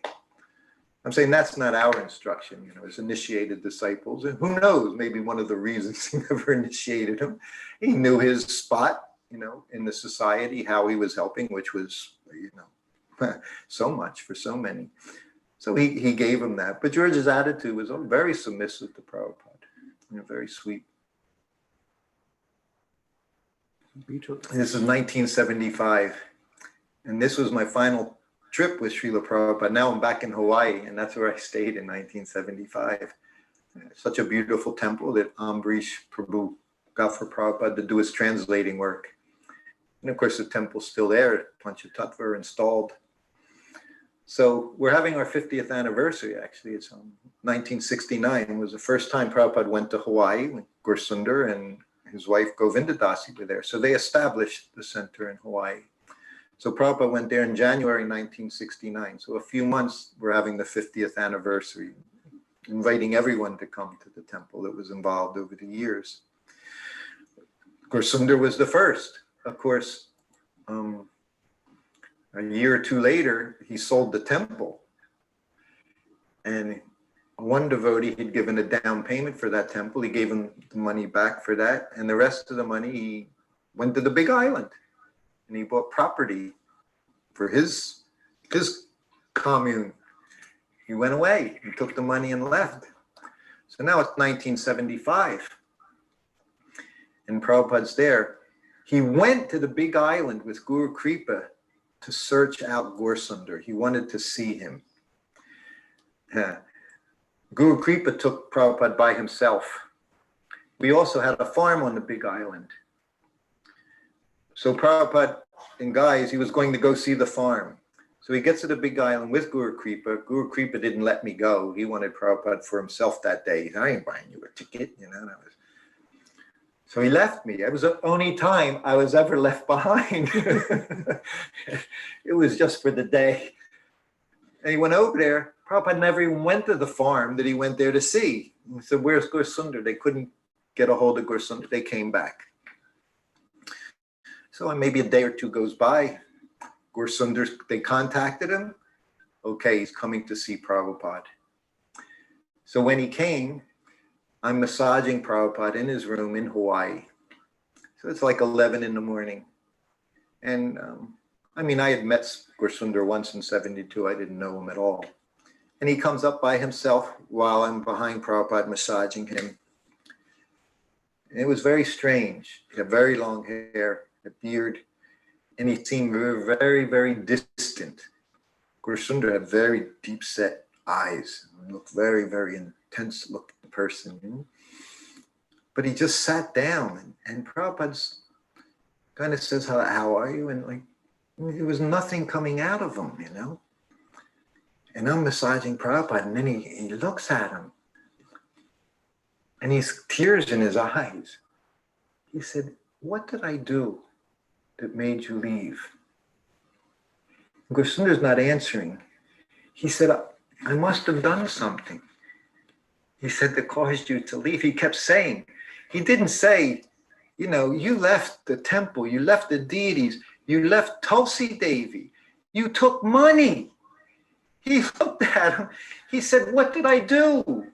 Why did you leave?" He said, "Why did you leave our society? What have I done?" And he never said anything. And Prabhupada tried. And literally, his tears in his eyes. Guru Kripa's told me he also heard everything. He was on the other side of the door listening. We were like, we just couldn't imagine what was Prabhupada doing. But because, of course, it's never how any of us see things. Well, whatever Prabhupada saw, he knew, I want to save him. He's done, he opened up this place. I'm here in Hawaii because of you. No, Prabhupada didn't, he saw that we were doing things. And you did something for Prabhupada. That was it. He was indebted. He was indebted to him. And he kept saying, "What can I do?" He said, how can I help? How can I have you come back? Never answered. So then finally Prabhupada said, okay, you can go when you want. He gets up and leaves. He walks out the door, still behind Prabhupada. He said, "He is a big rascal." He said, "But I love him." That's Prabhupada. He went up to this person, kept saying, "I've done something, I've done something." He just wanted to save him, just like he wants to save all of us. And he'll do whatever it takes. This is what we need to do all the time. We talk about saving our God brothers, our God sisters, our disconnected. But our approach should be like that. Not, you've been outside, you're fallen, I want to help you. They don't need your help. They need your love. And they're not fallen. They're devotees. We're all Prabhupada's disciples. We're all fallen. That's what Prabhupada saw. So anyway, that was his method. 1977, Gursundar came. It's so amazing. Madhavisa, September 1977, 2 months before Prabhupada left, me and Madhavisa are on the same plane from Hawaii, unbeknownst. We arrived there to see Prabhupada. The next day, Gursundar's coming with his partner, his wife at the time, Chandi. That's when she received initiation. September 1977, Prabhupada initiated Gursundar's wife as his disciple at that time. Prabhupada he never had any hard feelings with disciples who had gone away. He was always soft. Ultimately, nothing but softness in Prabhupada's heart, from the beginning. And to me, that was one of the most amazing things. And his conclusion, he knew. He said he's a rascal. Who isn't? I know I'm a big rascal. But every day I see Prabhupada's love, every day. That's what keeps me going. Not people whispering behind, you're like this, you did this, you're not doing this, whatever it is. No whispers from Prabhupada. Shouting, "What can I do to bring you back?"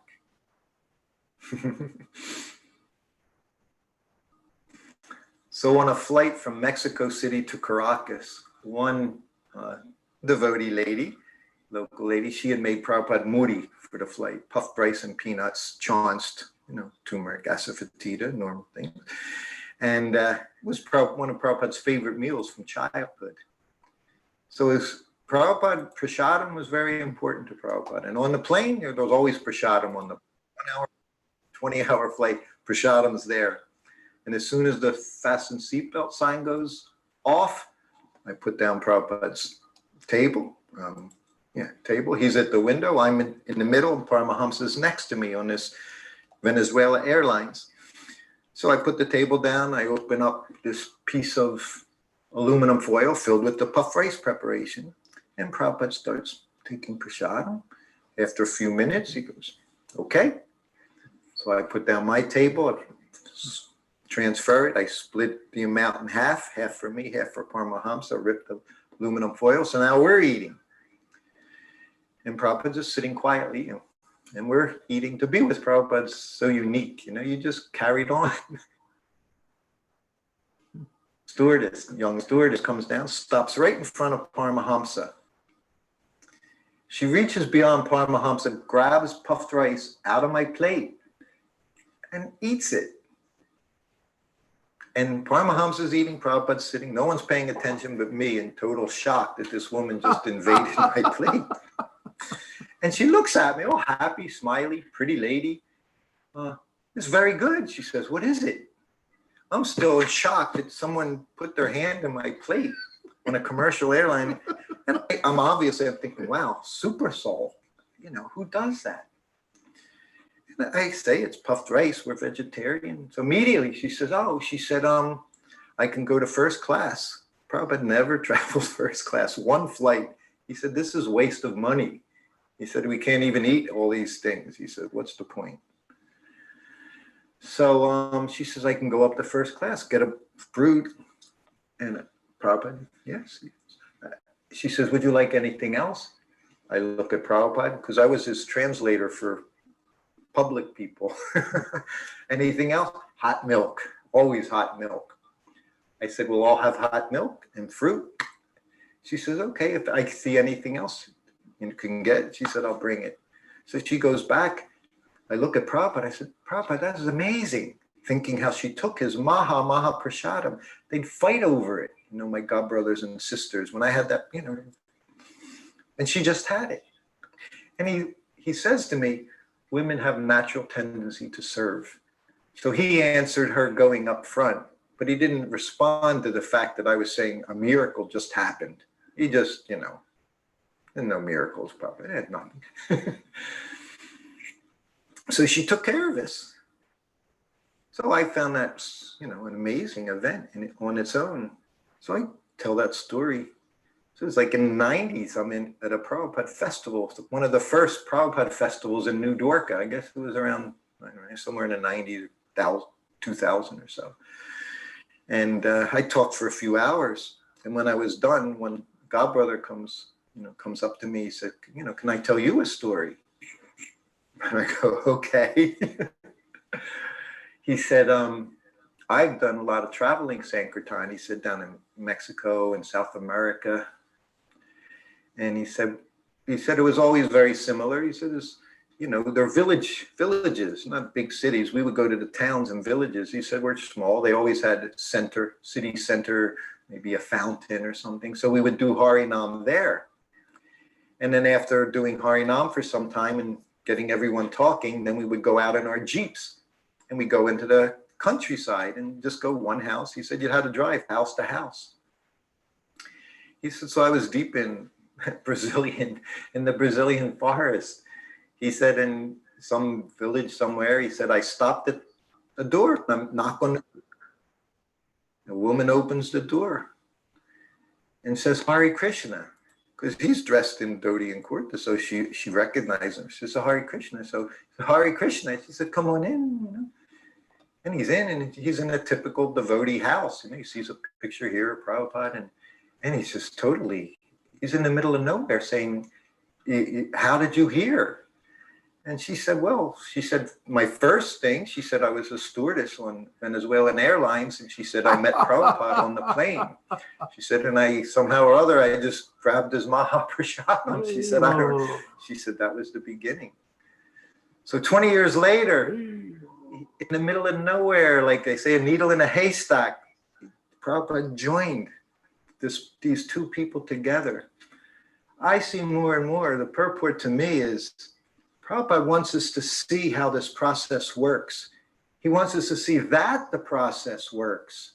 Not that we're all just doing this for 50 years and we're hoping for some result at the end, you know, hoping, well, maybe Prabhupada will come, maybe. No, there's no maybes. He shows us over and over again the power, the potency he has. I got to see it. I got to see it with the Mekla's death. I got to see Prabhupada. I hear so many stories.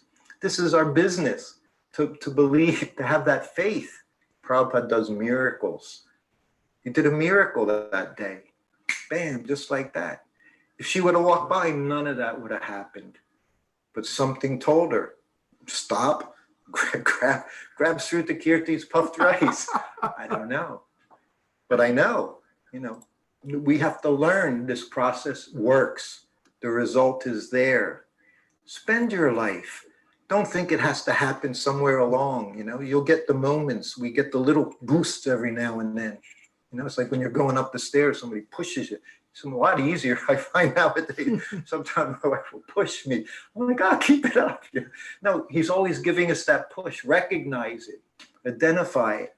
Accept it. Be grateful. But one of the things I enjoyed was watching Prabhupada reading his books.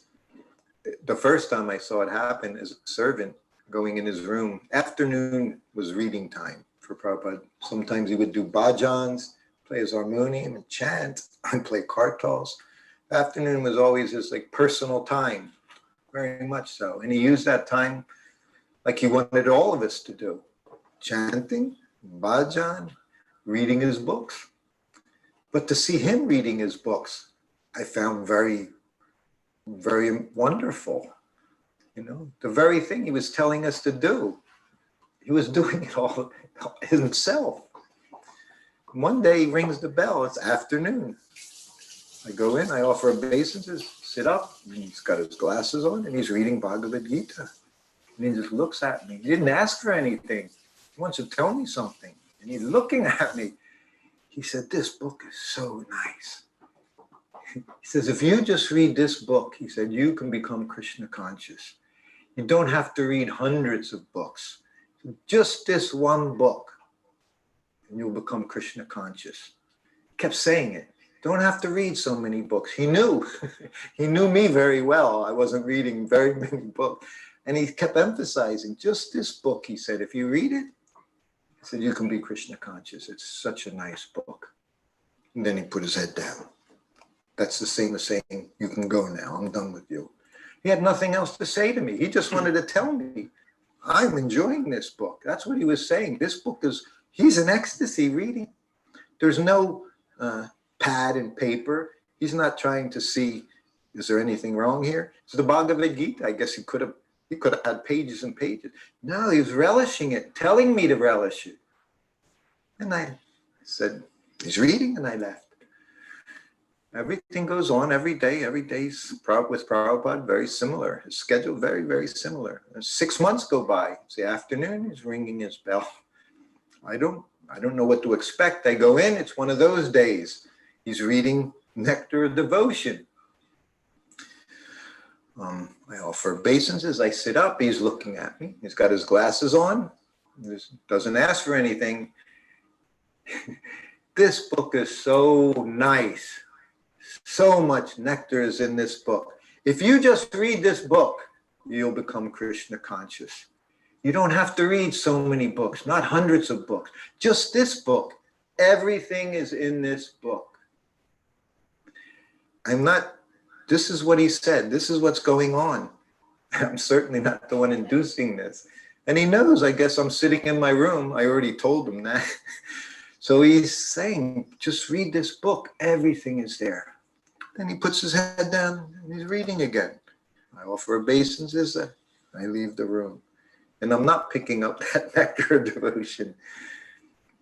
I'm with him 2.5 years almost. So I don't know how many months go by. Another day comes up. I hear the bell ringing. I offer obeisances. I sit up. He's got his glasses on. He has Krishna book in front of him. Krishna book. I was initiated in 1971 in July. I met Prabhupada then. I just saw him a couple times on the Vyasa-san, nothing else. Now it's May of 1972. I was in New Dwarka for a week getting my second initiation, and somehow I got the mercy of reading Krishna book to Prabhupada every day in his garden, which I relished immensely because I saw how much he relished it. When he relished, we got the overflow. So now he's reading that Krishna book. I go in the room, offer obeisances, I sit up, saying, this book, this wonderful book, he said, everything, he said, He said, if you read just this one book, you can be Krishna conscious. And I'm just sitting. I've heard this a few times. I remember hearing it. I'm sitting and he's looking at me. He said, everything is here. He said, just read this one book. It's so nice. Prabhupada's loving it. But he didn't look down. He just kept staring at me. You don't even have to read the whole book. He said, just one chapter in this book, Krishna book, or many chapters, every story. He said, just read one of these stories. He said, if you just read one of these stories, you can be Krishna conscious. And he's looking, you know. He said, you don't even have to read the whole story. He goes, just one page. He runs his finger down the page. He said, just read one page from this book and you can be Krishna conscious. Man, you know, and I can't move because he's staring at me, but I'm a little uncomfortable. He says, you don't even have to read the whole page. He said, just one line. Prabhupada was very demonstrative. So everything he's saying, he's doing. He said, and he runs his finger across one line in the Krishna book. He said, just read one line from this book. He said, and you can be Krishna conscious. And he's still looking at me. And then he goes, just one word. Just read one word from this book, he said, and you can become Krishna conscious because Krishna is in every word. And then he put his head down and continued reading. I offered obeisances and walked out of the room, and just completely mystified by Prabhupada. Just a few years ago, I believe maybe in 11th canto or 12th canto, there's a verse very much like what Prabhupada kept saying to me. And I realized whenever Prabhupada said something, he had a source. He didn't make things up, you know, to induce something out of me. It was Shastra. It came from Shastra. Everything he was showing us, there was a base, there was a foundation in Shastra. That's what I realized with that. And what I realized is the potency of Srila Prabhupada's books. And he's so much, whatever he was telling us to do, don't think, he was just telling us. He was telling us what he was doing. You know, he was telling, read my books, chant your, you know, that's the Acharya. You know, he tells you what he's doing. Like he said, everything I'm doing, he said, I've been doing since childhood. There was one thing he said, I'm doing that I wasn't doing as a child. Translating these books. That was the only item. He said, everything else I've been doing. He said, Rathayatra festivals, all these things were going on. A little boy. That was the one item. Those books. And those books, imagine, this is the importance of distributing them. They're Krishna. It's Krishna.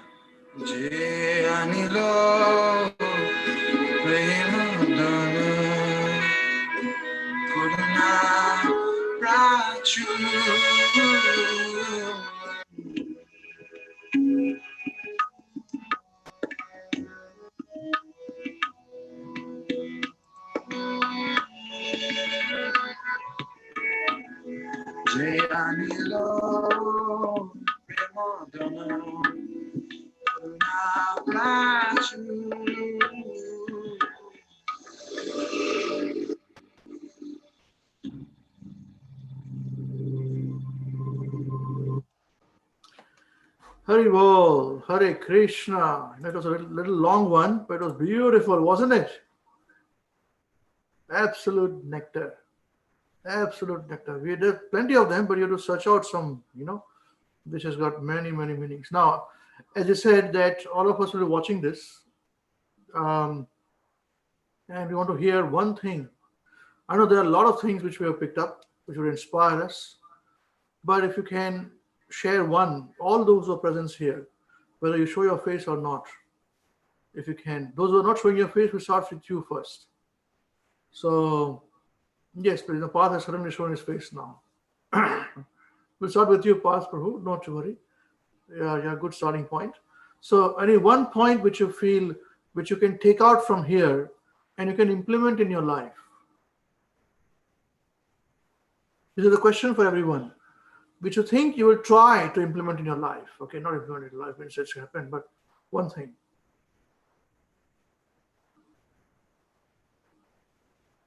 Which inspires you is one thing, but which you can try to implement in your life. Which will make you think, which will make you change.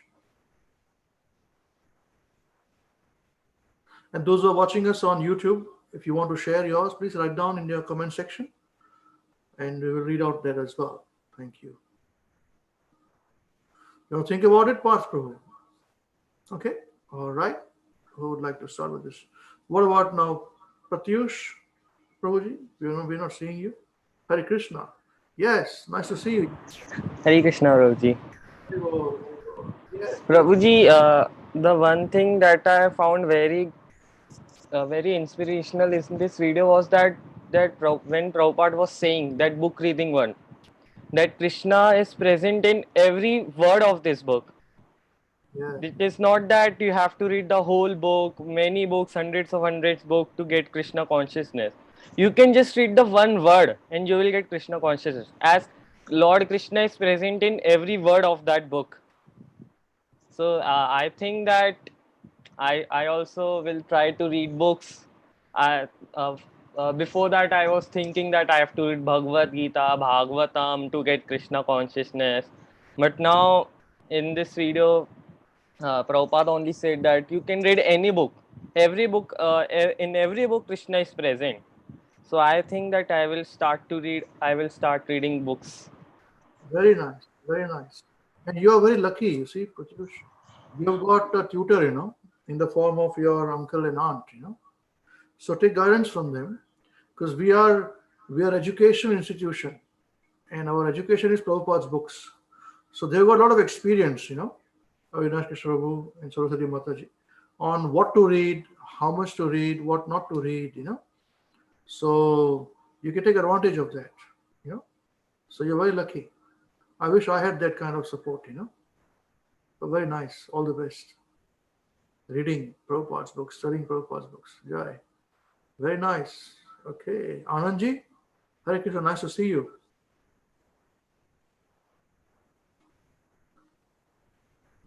हरे कृष्णा हाँ बताइए आप इसमें क्या what inspires you to implement things इसमें से कुछ basically मैं भी सिर्फ सुन ही रहा हूँ मैं सिर्फ जानकारी ले रहा हूँ सुन रहा हूँ समझने की कोशिश कर रहा हूँ मुझे कुछ ज्यादा जानकारी नहीं बस जो आप लोगों से सीख रहा हूँ उसको थोड़ा थोड़ा इम्प्लीमेंटेशन करके थोड़ी लाइफ सुधार लूँ उसी का प्रयास कर रहा हूँ ठीक है बहुत बढ़िया nice to see you Hare Krishna Hare Krishna yes Suchi mother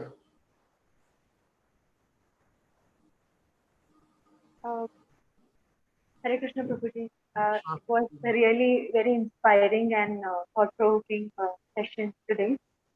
Thank you for making us aware of such a beautiful life instance of Srila Prabhupada. There are many, but two things which I can pick up is what Pratyush Prabhu once said was very interesting. Yes,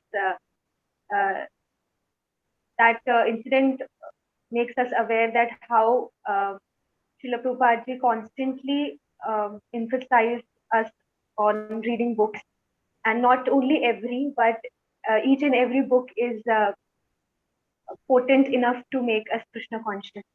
That was very striking for me. And the second thing was the Prasadam incident. Yes, absolutely amazing, isn't it? That was very amazing. Yeah, it was like become devotee. Yeah. So, yes, very nice. Very nice. See, that's what it is. People say we want to associate with Prabhupada, I cannot associate. Well, open the book, Prabhupada talking to you loud and clear. But we don't do it, you see. That is the thing. And our nature is such that we want to jump around and go with everybody else and, singing kirtan, which is good. There's nothing wrong with it. But along with that, we have to spend that one-on-one time with Prabhupada every single day. Of course, you guys are young people, you've got your studies and work and all that.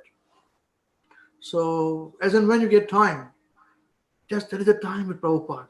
He will speak to you. You will be so happy, in ecstasy. Prabhupada has been excessive when he says younger people, studying and trying to implement in their lives. You just don't know. We just don't know, Jai. So you'll implement these two things then. Very nice. Hare Krishna. Yes, from the beginners and intermediate program, Prabhuji's, now any Mataji's. So, Path Prabhu, have you found out? Yes. Hare Krishna.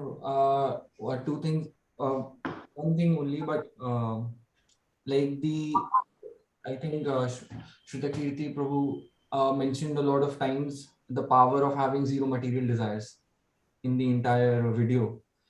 And I was reflecting on it right now, and I just thought that it is very powerful. Like, be it any domain that you're working in, spiritual or whatever, if you are a person with zero material desires, zero motives, and you're just working for working, and you're not even attached to the results because all of them you're offering to Krishna, and and you're not bogged down, or you're not like Prabhupada, and this is related to my point about sleeping, like Prabhupada told about sleeping, right? So Prabhupada said that I am also traveling, I am also in the jet lag, I am doing everything, plus he's translating, he's not sleeping so many hours, and he's busy all throughout the day, he's managing this movement in the entire world, everybody's looking up to him. I mean, the pressure that one person has, that too in his old age, right, Prabhu? So I think one thing is, obviously he has no material desire, but the power of his chanting and his sadhana, not his, obviously he's a pure devotee, but then the power, the energy surcharge. And I have felt this personally also in life, when as you say na, that if you have if you start the day with chanting, and if you have your sadhana sessions nicely done in the day, your day just goes on very smoothly, right? And you are filled with energy, because you're looking, because what happened to me was, when I start my day with sadhana and with Krishna in my mind, then I look forward to things in my day. How can I serve Krishna? How can I relate it to what Ambrish Prabhu has taught in the class, what Avinash Prabhu tells in the class? If I'm working, and then this quote by Maharaj comes into play, that you need to do your actions very nicely. When actions are pure, habits are pure, then thoughts are pure, then everything else, right? So this, I think this power of surcharge spiritual energy, and of this having zero material desires, and all of this starts from the basics. So Prabhu, what I got from it is, I'll try to cut down on my laziness in the day, because when we are being lazy, we're not being productive. And as Prabhupada says, that when karmis can think that no, I need to work because I need to earn more money, I need to get more beautiful women around me, then why not devotees, right? When we are aiming for zero material desire, that means we are aiming for becoming more powerful than even the karmis. Then that power should show in our character. We should not become lazy. I think, Prabhu, that is what I got. Example, very good. Show by example. And this, I think, this answers your question in the previous session also on the nectar of instruction. So I'm not surprised you had this realization, So that's how it is, Very nice, very nice. Yes, Prati Kumari, mother. Nice to see you. Yeah. You could hear? Hare Krishna, Prabhu. Yes, Prabhu. Yes, tell me. Yes. Tell us one thing which you're going to implement from today's realizations. Yes, Prabhuji. One thing which I really liked, what Srutakirti ji mentioned, was that it doesn't matter how miserable things are, we should keep going, we should carry on, and later on things will start falling into their places. And one more thing I would like to mention is, he he told us that Srila Prabhupada ji was he had a sense of aloofment, a sense of detachment. I think this point we all should try to incorporate in our life, because what really uh, distracts us from this path is, we get attached to things, and we get out of the track. And that's the most important thing we should keep into our mind, that aloofment should be there. What is real world, and what we are learning in this class. So these are the two things I will be trying to incorporate in my life. Yeah, very good. Very good. Process is the key. Following the process. Very nice. Yes.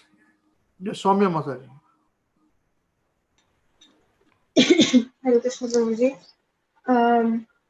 So I think the first point, I have 2 points. The first point, it would be, as Pratyush Prabhuji, he had said, Pratyush Prabhu has also said, about the book reading, because in my sadhana, often what happens is that usually I happen to neglect book reading the most whenever I'm doing it, because usually for some reason, I don't know, it just seems like there is so much of it, and so many books to read and then so much to read. But then today, when I was hearing the video, then Srila Prabhupada is actually he's telling he's telling his devotee only that if you just read this one book, if you just read this one chapter, if you just read this one line, it has the potential that you can become Krishna conscious by. So it's not about the vastness of it. And if I keep thinking that I just have to read the entire book, if you read so much, instead of that, if I just keep doing little bit every day, every time, then like he says that even a word has the potential to make you Krishna conscious. So if I just not a word, but as much as I can daily, if I try to keep reading it, then that is also a very good thing, and that is what I should be doing. So that kind of motivated me that, oh yes, I should be reading books and not be overwhelmed by the vastness of it or something like that. And another thing is actually from that I come to the laziness point, is that Srutakirti Prabhuji, he said that when Srila Prabhupada asked him that why are you sleeping, why are you not chanting? Then he told Srila Prabhupada that I have nothing to do, I'm in my room all day, that is why I'm not chanting. And he said it himself also that I had told Srila Prabhupada that I'm not chanting because I have a lot of time, I have a lot of free time with me. And Srila Prabhupada is not, he's not telling me that if you have free time, then why are you not chanting? He's actually finding a solution for it. And the solution was that, like, if you actually look at it, then it seems so, like, it seems very this, that if you have so much time, then why are you not chanting? But actually, Srila Prabhupada, he actually addressed the problem and he gave him some work. And now that Prabhuji, he had some work that actually motivated him to chant more. So I think that is also, I could actually kind of relate to that. Sometimes it happens that if I have nothing to do, then I also don't feel like chanting. I have nothing to do, I'm doing nothing all day. Chanting also I won't do only. But then if I have some other work to do also, if my day is kind of occupied with things, then I'm more focused that I have very little time. I have to finish my chanting, because if I don't do it now, I can't do it later on. So that is kind of Yeah, what I it is very interesting because even your devotees who are after a certain age, we all expect all of us should be doing full time this devotion activities. So you'll be surprised from Mangalarti time onwards to studying of the Prabhupada, Bhagavatam, the chanting, morning prasadam, to afternoon chanting, then evening, then the Gayatris. And even if you don't have Gayatris, it doesn't matter. Then reading Chaitanya Charitamrita, doing service, doing preaching activities. This is so full. I met a 90-year-old person. He is when I was in India, and I shared with him. He's a very one of my friend's father, So they're very fond of us. They're absolutely amazed as to how you guys are managing things. He has seen a lot of life, in him. He said, "How do you guys, family, you, wife and the son, you're busy and all this?" I said, "Well, uncle." Then he said one thing before I left, meeting him. He was the only person I gone and met him. Otherwise, I called everybody to meet me and didn't go and meet anybody. So I'm with my mom only. So he said, so you must be so busy, right? I said, yes. I couldn't, whatever he asked me questions, I had to give him very clear answers without, all those things. So that's true, on this. So the best way to do is to have a preaching place, center. You'll have time. You'll be very busy with things. If you don't preach, you have a lot of free time. Then you want to jump here, and then somebody's doing that, you want to go there, and it's such nice prasadam, and such nice music, and such nice this, and then you pack your bags and go there. It's so nice, afterwards nothing. But if you have your center, they're pitching there, people are dependent upon you, then you can't move. And then you have to give them motivation. So you have to motivate. That's why Prabhupada's books are the key. The preaching is the key. I can tell you, you don't preach, you'll be snared by your own maya. I can tell you this. You will want such out things because you're free. Suddenly, you're not chanting also. You're not reading Prabhupada's books also because you're free. You see. Otherwise, you will study 1 hour, 2 hours. The people will ask so many questions. I'll tell you one thing. One of the reasons why Prabhupada would answer questions in a very different way, where people would be bothered, is the reason is Prabhupada had said once, you know what I do in my spare time? Prabhupada said, in my spare time, I meditate upon what kind of questions you guys will ask me and what answers I'm going to give you. That's what he would do. You see? So constantly busy. So busyness, preaching, easy way to do it. You're not prepared. We are not qualified to preach. We have to preach on behalf. We are not qualified to preach. Yeah. Very nice. Very nice. Okay. Yes, Mayuresh. Hare Krishna, Prabhu. One thing which you're going to implement. One thing I will implement, Prabhu, is do our daily service no matter what. Prabhu. Like, yeah. Even if you are miserable, even if you're feeling bad or tired, you just keep going on. Prabhu. You just keep going on. That is the important thing. That's the one. Yeah. Even if like people are dancing to the aartis and everything, they are very very blissful. Even if you're not feeling that, you just keep doing your service and chant as much as you can. So don't spare any free time. Yes, best. Just keep it to this, morning Mangal Aarti. If you're morning Aarti, chanting your rounds, and reading Prabhupada's books. If these things you can do, that best. Mangal Aarti is fine. If you cannot do it, you do morning Aarti, if you can't do, then just clap your hands, as we discussed, I used to do that in my home, there's no Aarti there. So I would do it, morning time. No, I'm doing morning Aarti, Prabhu. Yeah. Not at 4:30, Prabhu, but around 6:30. We'll teach you the whole process, what they do in the temple. We'll teach you all the mantras and everything. You do everything there. You don't have to be Pandit for it. Don't have to be a Brahman initiated for this. We'll teach you everything. All Prabhus and Mataris, all of them. Equal qualification. Well, you can make your own home. All like your mama's place, your uncle's place, all the tutors, they do the whole, what is happening in the temple, Aarti, the same thing. You've seen it, Yes, yeah. Yeah. Super. Very nice. All the best. Keep going. Keep moving. Keep pushing. Keep moving. That's the movement. Hare Krishna movement. Yes, Divyanshi Mother. Hare Krishna. I can see you made a lot of notes. Yeah. What is the you like to implement it? I was just trying to look for something to say that people hadn't mentioned already, just for the sake of it. But yeah, I know. Yeah. So one of the points that really touched my heart was the incident that Srutakirti Prabhu narrated regarding when he said that I don't feel anything, I don't feel any love, and then Prabhupada didn't say anything for the longest time, and then he just came up to him and said that service is love, and let them chant and let them do whatever they're doing, but service is love, and so you keep on doing your service. And one thing that he mentioned is that it doesn't matter how miserable you're feeling. Because if you feel miserable and then you stop your service, then that's conditional service. Unconditional service means that no matter what happens, you keep going. And a lot of times it happens that, in your daily life, you lose that touch, or your routine kind of stops. But it's important to, give yourself that push that no matter what, you have to keep going, because that is service, and service is love. It's not just, so many other things. This is what it is.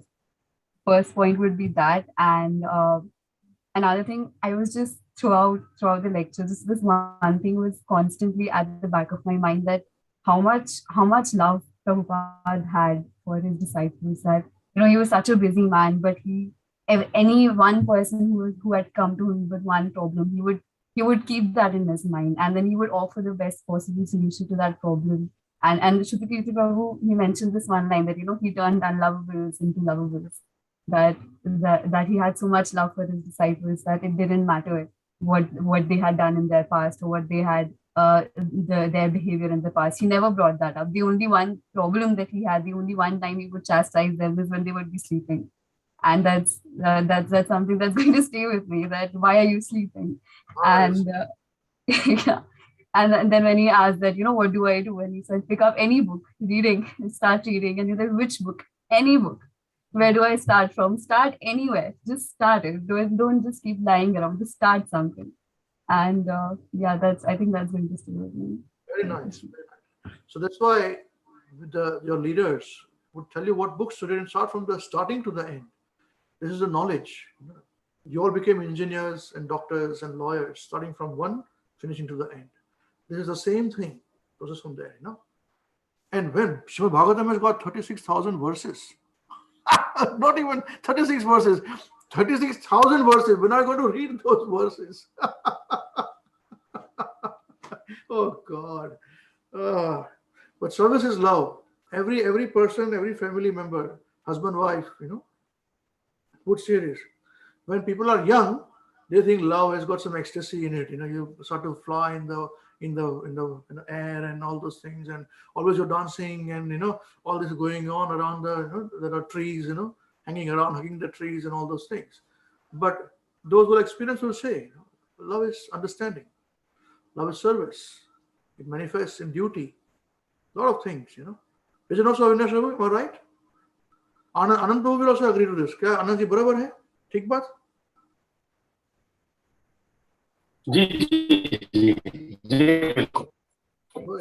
This is our Indian culture. Oh, very nice. Okay. Right. Who wants to go now from our leaders programs, please? Don't get us wrong. We just want to, you can inspire everybody now with your points. Just one point which is very important to you. I know you guys are implementing many things in your lives, but one thing that would inspire all of us, Hare Krishna Prabhu.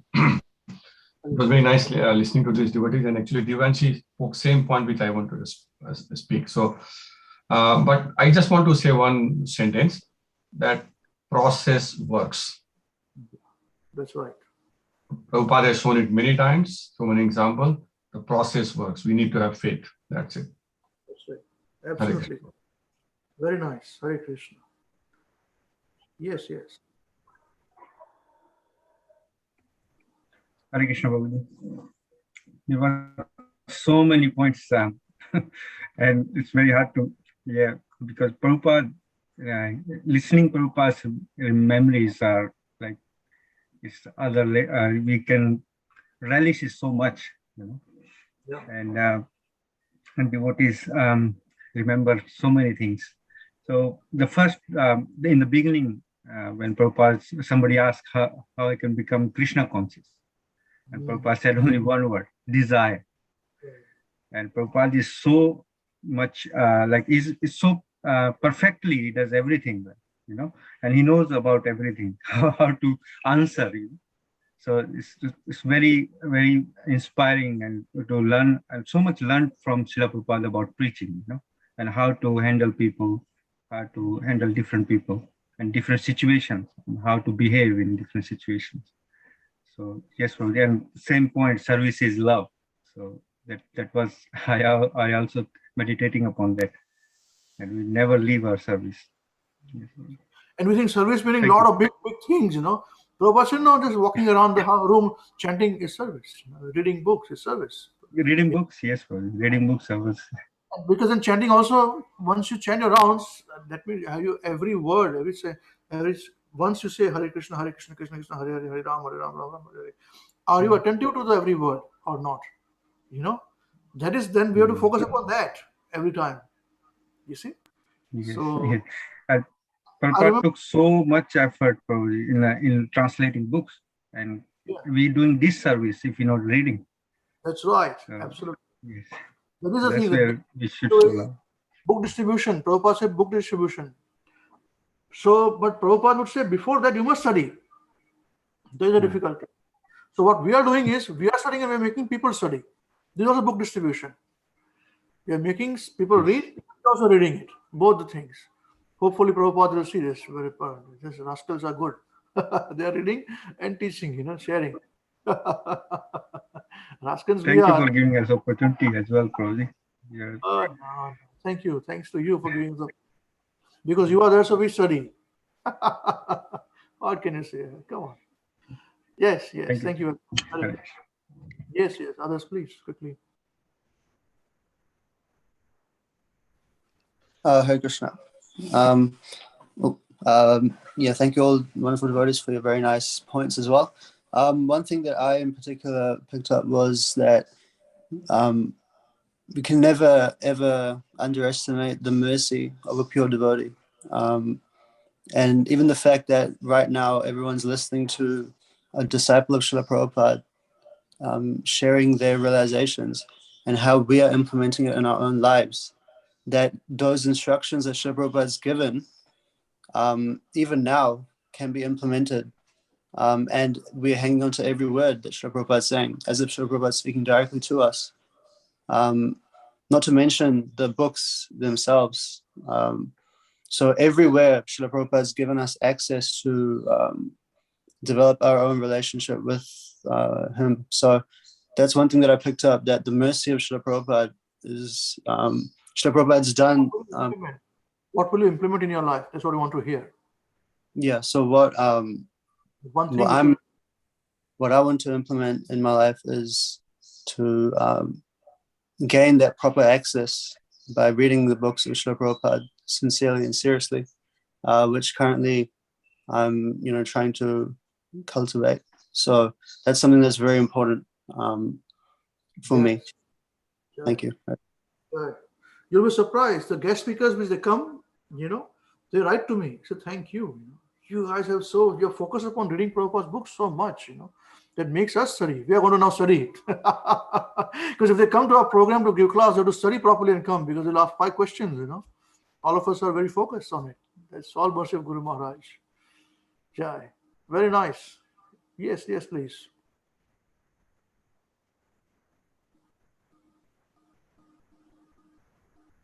Hare Krishna, Prabhu. Thank you, devotees, for your very nice realizations. And thank you, Amrish Prabhu. I think you have done a lot of hard work to actually present this, And I always thought, we know Srila Prabhupada, but always we fall short. Because when I'm listening to, actually I got little jealous about Srutakirti Prabhu, How can one be so fortunate to get so much association of Srila Prabhupada, It's a very fortunate personality, because even now, while listening to him, I think we feel like we are actually associating with the Srila Prabhupada. And there's so many points, but I think the devotees actually shared most of the things actually I wanted to say. But one thing it stands out, the realization that he shared actually, Srila Prabhupada actually, the character, how he exhibited the qualities of a pure devotee. And the same realization really struck me when Srutakirti Prabhu said, Srila Prabhupada means I do not feel any love for you, all these devotees. And I was thinking on that point, and Srila Prabhupada took a long time before he answered. And I was thinking, how the person would react, it's such a, actually, he's a spiritual master and so many people follow him. And somebody actually who's serving him for such a long time, actually say it on their face that he do not feel anything. But I was thinking when Srila Prabhupada answered his question, Srila Prabhupada's focus was actually on him, Srutakirti Prabhu, He was concerned about him, not about him, actually. Now he's not actually thinking about himself, And the way he answered means, do you like the service? And he said, if you like it, he said, yes, then that's all right. That is love, Actually, he was considering the actually welfare of his devotee. He was more concerned. He never focused on himself. So that really struck me. And he also shared where Srila Prabhupada never actually use somebody's past and actually rub it on their face, that actually, which is inherent actually, a tendency that actually we pinpoint the mistakes, some people. Actually, that was actually how I used to be, I always remember the negatives. But Srila Prabhupada never, he said anything to any devotee, which was wonderful, actually that shows. And the way he actually instructed that very, really interesting that he said that the way he actually said it to the devotees, that he left the choice with the devotee to choose. Actually, Srutakirti Prabhu mentioned that he instructed, but whenever he instructed, he said it in such a way that choice is actually left with the devotee. Yes. So this is a wonderful ability, otherwise we actually try to tell people what to do. Actually, not considering actually, yeah. But depending upon which disciple is there, Prabhupada would give instructions accordingly. Yeah. But this is correct. And yeah, what I would implement actually, Prabhuji, because the first point that you shared initially, that when he saw this actually lady on the airport and he said she's beautiful, and I was thinking on that point, and I said, I was imagining if I'm traveling with some devotee or Amrish Prabhu, and I would never say this thing, even if I say any beautiful woman, and I say, how can Srila Prabhupada say? And that I was thinking, I think only a detached person can say this thing, and otherwise people will always think, what other people will think, and even when she said, thank you, he said, oh, this is just a fact, not a compliment. So, fact. So actually, all these qualities, Prabhuji, is just like a Bhagavad Gita in walking. Actually, yeah. Yes. And yeah, and we think actually we are reading, but actually the way Srila Prabhupada convinced Srutakirti Prabhu that every word, devotees share that point, that we read it, but we have to read with that faith that Krishna is in every word. We should not actually just skim through it. Yes, that's the point. Everybody who said about reading, this is the point. We should have the faith that in every word there is Krishna, and that comes through conviction and study. Very nice, very good. Yeah. Even Guru Maharaj actually, you shared that actually we have to read between the lines. Means initially when Amrish Prabhu taught me, actually I didn't understand what that means. But now, little actually we try to understand what is actually exactly that means, that one has to meditate on each and every word. Otherwise, we're not going to understand. And yeah, it was, sorry, Prabhuji, actually, I'm having difficulty control my urge to speak. There's so many realizations, and it was really nice, actually. I was really focused while watching, Prabhupada speak, Srutakirti Prabhu speak. Thank you, Prabhuji. Credit goes to my wife, she's very expert in all this, So when it was to pick what or not, which is better, what is not better, she knows absolutely correct, So don't give me credit there. Hare Krishna. We met him in Mayapur. So when you come with us, we'll see all this, hopefully Krishna willing, So, yeah. Yes, who'd like to go next now very quickly?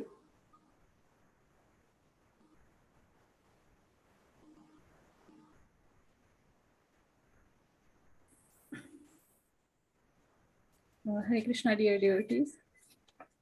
Thank you very much, Amrish Prabhu, for a nice video. And thank you all of the devotees for nice realization. Sorry, it's echo. So one point, it's the same like what Path Prabhu already mentioned.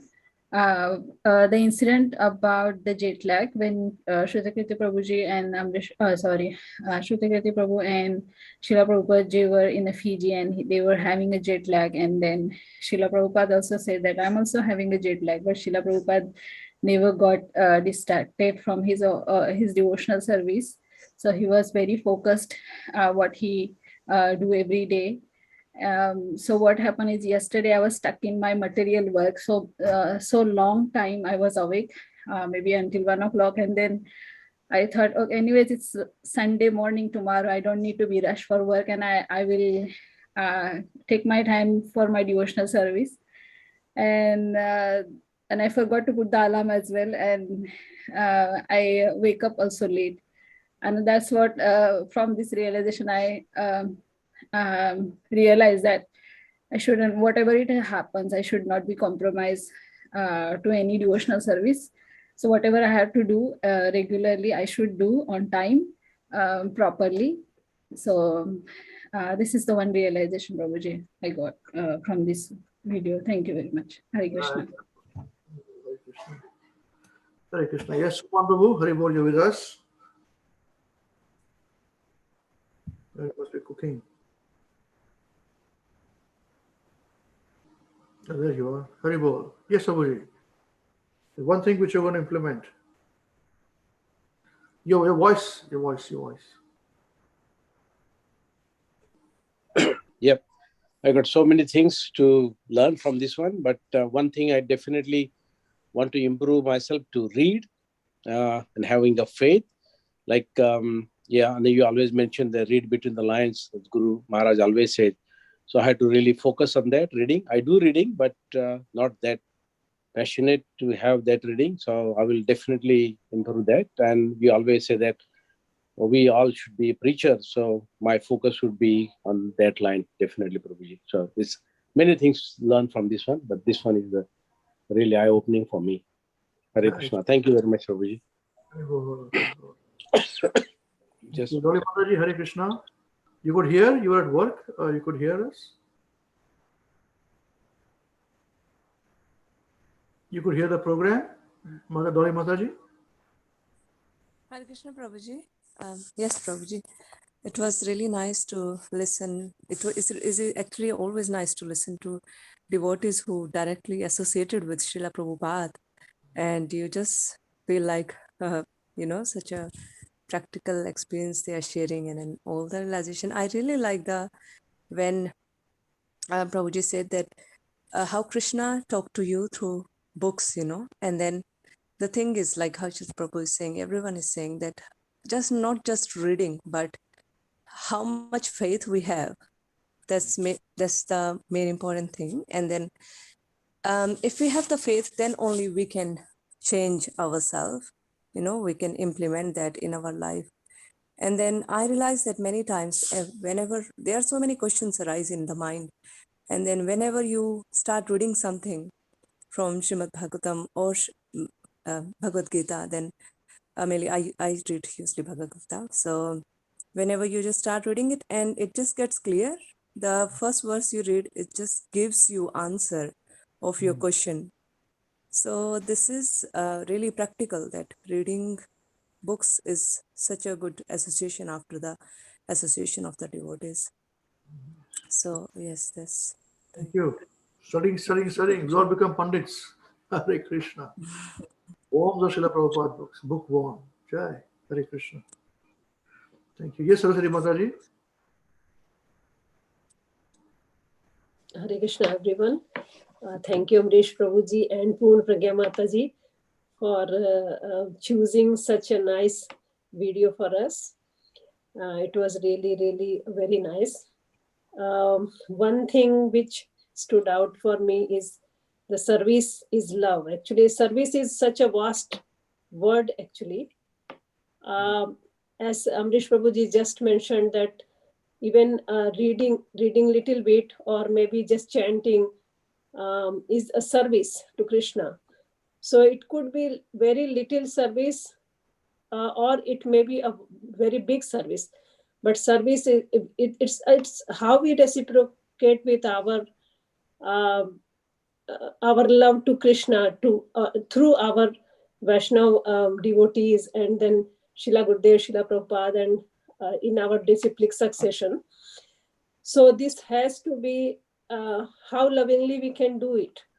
So if we do that, then we are really a Krishna conscious person. Otherwise, it's all waste of time. And then if we are doing service, then obviously we are reading, we are relishing it, we are learning, we are trying to improve our behavior. So this is the point I just would like to implement in my life. Thank you. Nice. Very nice.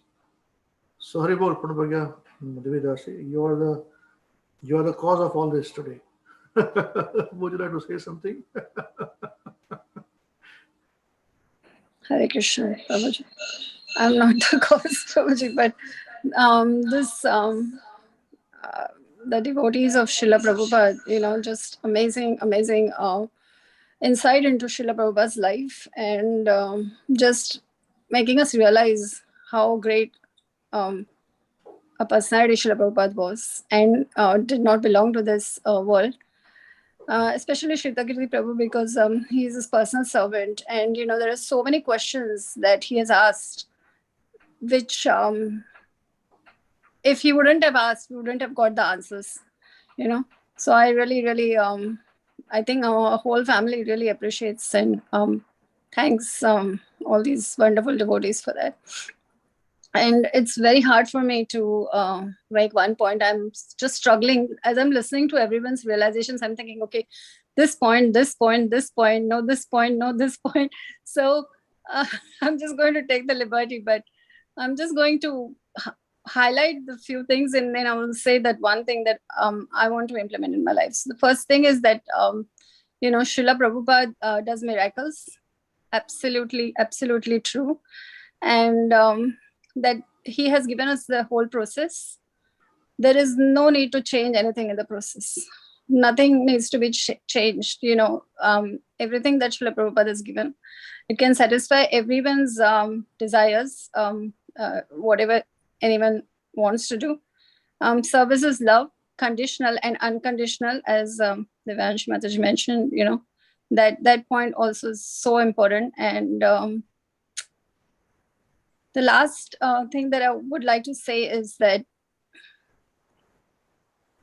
what I want to implement from this is, yes, reading books and all these things. And I was thinking that, what are we? We are WECAN, right? So what would I like to do is actually really, I'm going to pray to Krishna or to Srila Prabhupada, to Srila Gurudev, that because Srila Prabhupada can do miracles, I want to spread the glories of Srila Prabhupada everywhere, to as many souls as possible, because this is the one thing that, it really is my heart's desire, that more and more people should know Srila Prabhupada, the beauty of such a great personality that existed in less than 100 years in our living. And I'm sure that the glories will be spread anyway. There is no question, and are being spread anyway, but I want to be a part of that I will be able to spread the glories of Srila Prabhupada and Srila Gurudev to more and more souls, because that will be so beneficial to mankind, as it has been so beneficial for me. Hare Krishna. Okay, Hare Krishna. Thank you very much. Yes, I also love, there are so many points here, but from most is that, which is we always focus on, even those devotees with me would know, that if you love something, if you like something, you cannot say I love and just not do service. So service has to be done, even if you don't like doing it. And service will not always be what you like to do. This is the problem. I'm sure the older devotees would know. Vinash Prabhu, Saraswati Mataji would know this. We have had this difficulties with so many devotees. Say, I like to do this only. So many times when I would give service, so I would give it to different people. If you like this, I will not give you that service. I give you something else. But imperfection that I have, that's how it is. So yes, service is love. Continuity is when ecstasy comes. We think ecstasy means that hair on the end, and and we are dancing and jumping in joy, and that's what ecstasy is. That's not ecstasy. Ecstasy is remembrance of Krishna as ecstasy. Remembrance of Krishna as ecstasy. Hare Krishna. So I think everybody liked today's program. So we should have this kind of session. We'll incorporate this in every few weeks, 5-6 weeks or something like that. We can incorporate this. Because with other older devotees, we have done this in the past, so they have experience, but with all of you have not. But it's now online, so it's easy now for us. Okay. All right. Hare Krishna. Thank you very much. Jai Srila Prabhupada ki Jai. All right. Now who's going to sing today? Whose turn is it to sing? Is it Navina's turn? Aha. Okay, Navina. So we start now. One. Navina, कसे आहात? ठीक आहे ना तुम्ही? बरे आहात ना? छान आहे. तुम्ही कसे आहात? हो, मी पण ठणठणीत आहे. खूप ठणठणीत. थँक्यू. थंड वाजते का तुम्हाला? हाँ? हो, थंड वाजते. अच्छा अच्छा. हाँ, शुभोदय, कैसे हैं आप? ठीक है? Yes, Prabhuji. हाँ, very nice. Hare Krishna. Hare Krishna, Prabhuji. हरे कृष्णा. ठंडी लग रही है आपको? Yes, Prabhuji. Bit cold. Cold. She had a bit coughing as well. Yes, you did mention. Yes. Madhav, ठीक है आप? You all right, Madhav? Yeah. Say Hare Krishna, Mother. Hare Krishna. Hare Krishna, Madhav. Very nice to see you. Okay. All right. Okay, Navina, start. 1, 2, 3, start. Maharaj, please hear us. We have learned some real good stuff. Maharaj, we have learned one thing. And today for you we will sing. If our room is clean, then our mind is clean. If our mind is clean, we can do anything. If our room is dirty, then so are we. And if we are dirty, we're not happy. Wasting time is the greatest crime. Because wasted time means a wasted mind. So best use your time. When you're in your prime. And your whole life will be sublime. If your wealth is gone, then there's nothing wrong. But if your health is gone, that's a different song. But if your character dies, then the world will cry. Only saintly behavior, that's humanity thrive. Hare Krishna, Krishna Krishna, Hare Hare, Hare Rama, Rama Rama, Hare Hare. Hare Krishna, Krishna Krishna, Hare Hare, Hare Rama, Hare Hare. We must always remember Krishna. We must always remember Krishna. And never forget him too. And never forget him too. But how are we to practice this with so many things to do? How are we to practice this with so many things to do? That is the greatest question. That is the greatest question. And here is the greatest clue. And here is the greatest clue. You must learn to Let's learn to work so nicely that Krishna remembers you. Let's learn to work so nicely that Krishna remembers you. So listen very closely. So listen very closely. And make your thinking sharp. Make your thinking sharp. Let's learn how we can live and work so Krishna won't depart. Let's learn how we can live and work so Krishna won't depart. This is how to live. If something's due tomorrow, finish it today. And whatever's due today, And whatever's due today, do it now, don't delay. do it Don't delay. Your friends might be lazy or doing bad things. But if you think again, don't follow them.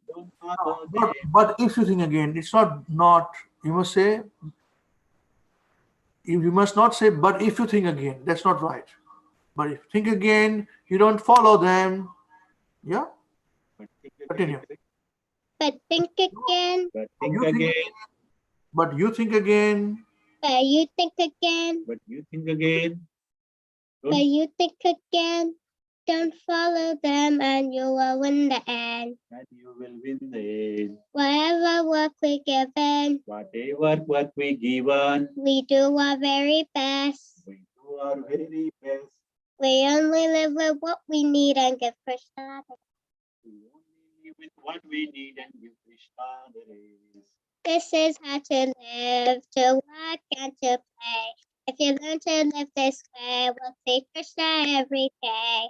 This is how to live, to work. If you learn to live this way, we'll see Krishna every day. And when our time is up, he'll take us up above. To sing and dance with him with our hearts full of love. You'll take us up above. We'll sing and dance with the heart full of love. To thank his names, his glories and his fame. The only way this world will never become same. To chant Krishna's name, his glories and his fame. This is only way this world never becomes.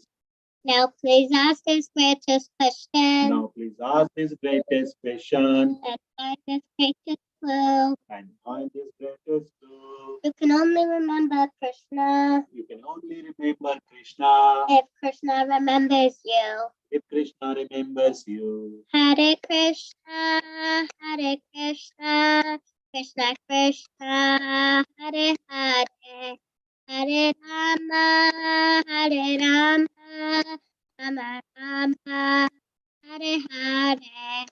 Hare Krishna, Hare Krishna, Krishna Krishna, Hare Hare, Hare Rama, Hare Rama, Rama Rama, Hare Hare. Jai Holiness Srila Mahavishnu Goswami Maharaj Srila Gurudev Ki Jai. Jai His Grace Srutakirti Prabhu Ki Jai. Ananta Koti Vaishnavinda Ki Jai. Jagat Guru Srila Prabhupada Ki Jai. Jai God Chandra Premanande Hari Hari Bol. Hari Hari Bol. Krishna Star Bhutale Srimati Mahavishnu Goswami Namine. Namo Vishwadaya Krishna Star Bhutale Srimati Bhaktivedanta Swami Namine. Namaste Saraswati.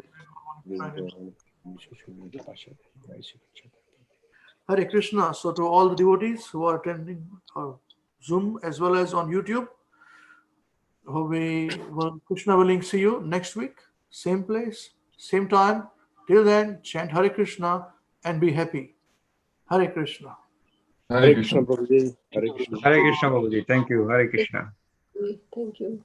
Hare Krishna Prabhuji. Krishna Krishna. Hare Krishna Prabhuji. Thank you. Hare Krishna, Hare Krishna, Krishna Krishna, Hare Ram, Hare Ram, Ram Ram, Hare Hare. Hare